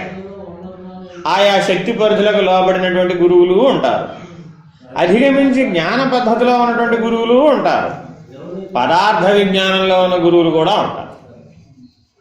అవునాగా? తల్లి ఉందండి, ఇప్పుడు తల్లి పిల్లవాడికి అన్నం తింట నేర్పుతుందా? నేర్పుతుంది. ఎట్లా? పదార్థ విజ్ఞానం ద్వారా. ఎట్లా అంటే ముందు ఆవిడ తింటుంది, అంతేనా కాదా? ఆవిడ తినాలని తెలియదు, వాడికి తినే పదార్థం అని గ్రహించలేడు. తినాలని ఎట్లా చూపించింది? ఇప్పుడు ఆవిడ తింది, వాడు అనుకరించాడు, ఇప్పుడు వాడికి పెట్టింది. అప్పుడు ఏమైంది? ఇది పదార్థ విజ్ఞానం, ఇది తింటే బాగుంటావు అనేది ఇప్పుడు వాడికి భాష లేదుగా. ఆ దశలో భాష ఉందా? కానీ తల్లి వాడికి బోధించగలిగిందా లేదా? ఎలా? హావభావముల ద్వారా ఆనందాన్ని వ్యక్తం చేస్తోంది. తాను తిని ఏం చేస్తుంది? బాగుంది బాగుంది బాగుంది, ఇది కూడా తిను అని హావభావాల ద్వారా వ్యక్తం చేస్తుంది. ఆ ఆనంద లక్షణాన్ని వాడు స్పృశించింది, వాడిని ప్రేరేపించింది. ఏమిటి ఇప్పుడు ఇది? ఈ బాగుంది వాడికి ఏమైనా చెవికెక్కిందా? పెట్టింది. వాడికి భాష లేదుగా, అవునా కదా? కానీ ఏమంది వాడికి? తల్లి అనుభూతిని ఎక్స్ప్రెస్ చేస్తుంది. ఆ ఆనందానుభూతిని వ్యక్తపరిచేటటువంటి పద్ధతిలో ఓహో ఈ ఆనందాన్ని నేను అనుభవించవచ్చు ఈ పదార్థం ద్వారా అనే స్ఫురణను అందించింది. మరి ఇప్పుడు జ్ఞానం కాదా? ఎంత జరిగితే అట్లా ఉన్నాయండి. మరి మనిషికి జ్ఞానం లేదా అన్నావా? ఇప్పుడు ఆవు కూడా ఇంతే, అర్థమైందండి? అది తింటూ ఉంటుంది, అది తినే దాంట్లోనే దాని పిల్లలకి తనతో పాటు అవకాశం ఇస్తుంది, లేకపోతే దానికి అది తినాలని తెలియదు. అర్థమైందండి?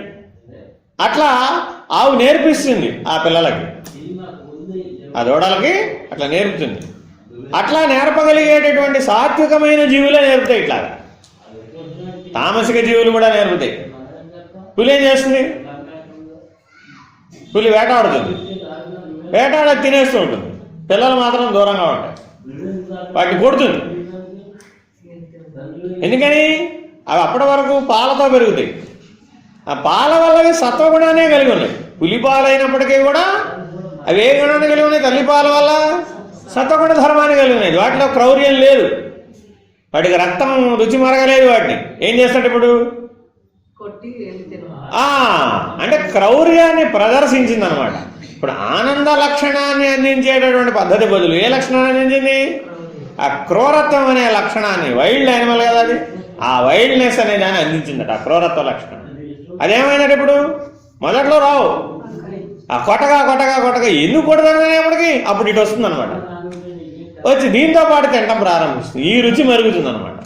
ఇంకా అప్పుడు ఆటోమేటిక్గా అది కూడా దాని యొక్క స్వభావయుతమైన పులి లక్షణం వచ్చేస్తుంది. ఇది మనం ప్రకృతిలో ప్రపంచంలో గ్రహిస్తూనే ఉన్నాం. ఇలాగే గురువులు శిష్యులు కూడా ఉంటారు.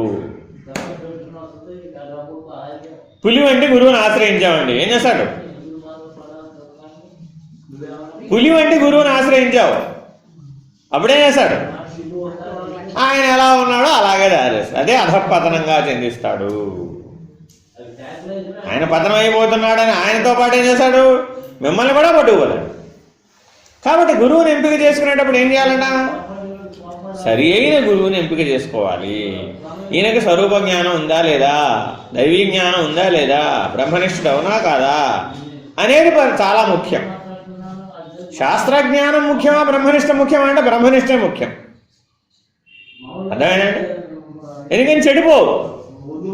అదే బ్రహ్మనిష్ట లేదు, శాస్త్రజ్ఞానం ఒకటే ఉంది. ఏమవుతావో నీకు తెలీదు, వాడికి తెలియదు. అర్థమేనండి? కాబట్టి గురువులని ఎంపిక చేసి నువ్వు ఆశ్రయించేది ఈ 4వ జ్ఞాన భూమికలో చాలా విశేషంగా ఉంటుంది. ఎందుకనిట 8 విధ గురువులు ఉన్నారు. గురువులలో 8 తారతమ్యాలు ఉన్నాయి. ఈ 8 గురువులలో ముఖ్యంగా ఈ శక్తిమయ ప్రపంచంలో ఉన్నప్పుడు నిషిద్ధ గురువుల చేత ఆకర్షించబడతావు. నిన్ను వెతుక్కుంటూ వచ్చేస్తాడు వాడు. నిన్ను వెతుక్కుంటూ వచ్చేసి ఏమంటాడు, నాకు అమ్మ ఆజ్ఞ అయింది, నీకు ఇప్పుడు అర్జెంటుగా నేను గురుత్వం వహించాలి, నువ్వు కాళ్ళు అడ్డుకో, నేను నీకు ఉపదేశం ఇస్తాను, నువ్వు అర్జెంటుగా నేను చెప్పినట్టు నువ్వు చేయాలి, నాకు అమ్మ ఆజ్ఞ అయిందంట. ఏం చేస్తావు? అయిపోయి కదా. ఎందుకని? ఏమో ఏ పుట్టలో ఏ బాగుందో అనుకున్నాడు వీడు. అప్పుడు ఏమైంది? ఆయన ఏ రకమైనటువంటి మనోమయ ప్రపంచంలో, ఏ రకమైన శక్తి ప్రపంచంలో బిగించబడి ఉన్నాడో నిన్ను కూడా అట్లాగే అదే రకమైన బంధనాలకు గురయ్యేటట్లుగా చేస్తాడు. అర్థమైందా? నేను జగపేటలో ఉండగా ఒక ఆయన ఇట్లాగే వచ్చేసాడు ఇంటికి. నేను లేనప్పుడు ఇంట్లో మా శ్రీమతి గారు ఉన్నారు. వచ్చేసాడు ఇంటికి సరాసరి ఒక దీపపు సమ్మె పట్టుకొని వచ్చాడు అనమాట. పట్టుకొని వచ్చి పర్వాలేదు, అర్థమైందండి. వచ్చేసి అర్జెంటుగా నాకు ఇప్పుడు ఆదేశం వచ్చేసింది అమ్మ దగ్గర నుంచి, నన్ను మీ ఇంటికి వెళ్ళమంది. అమ్మ ఆదేశం అయింది, అర్జెంటుగా నేను వెతుక్కుంటూ వచ్చాను, మీ ఇల్లే వెతుక్కుంటూ వచ్చాను. ఆయన నా కళ్ళ ఎదురకుండా ఇప్పుడు ఇక్కడ లేడుగా నాకు కనబడుతున్నాడు, నేను అర్జెంటుగా ఇప్పుడు ఆయనని పట్టుకోవాలి, ఆయనకి నేను గురువుని అని వచ్చేసాడు. అప్పుడు ఆవిడ ఏం చేసి వాళ్ళకి ఫోన్ చేసి, అర్థమేదా ఎట్టా వచ్చాడు ఏంటండి, నాకేం తెలియడం లేదు, ఆయన ఏదో చెప్తున్నాడు, ఇలాంటి సమస్యలు వచ్చినాయండి, వీళ్ళెవరో నాకు తెలియదు, వీడెవడో ఇంటికి వచ్చి నేను గురువుని, ఆయన కావాలంటాడు, ఇప్పుడు ఆయన ఎక్కడో ఉన్నాడు, నేనేం చేయాలో నాకు తెలియడం లేదని ఫోన్ చేస్తాను. సరేలే, ఆయనకి తృణమో పణమో సత్కారమో చేసి నువ్వు పంపించేయమ్మా అంటే ఆవిడ ఏం చేసింది, ఆవిడ ఓపుకున్నంత మేరకు దానం చేసి ఆవిడ ఆయన సంతృప్తి పరిచి పంపించేసింది. అర్థమైనా? అదే మనం అప్పుడు లొంగి ఉంటే ఏమైపోయేది? ఇట్లా స్వాధీనపరుచుకునేటటువంటి గురువులు ఉంటారు. ఇది నిషిద్ధ గురువుల పద్ధతి అన్నమాట. అర్థమైనా? ఈ రకంగా అంటే దైవీ జ్ఞాన సంపన్నులైనటువంటి వాళ్ళేమో ఒక తీరుగా ఉన్నారు, స్వరూప జ్ఞాన నిష్ఠులు ఒక తీరుగా ఉన్నారు, బ్రహ్మనిష్ఠులు ఒక తీరుగా ఉన్నారు, శాంతం గమ్యం చేయనటువంటి పరిపూర్ణమైనటువంటి స్థితిలో దేశికులేమో మరొక తీరుగా ఉన్నారు. అర్థమైందా?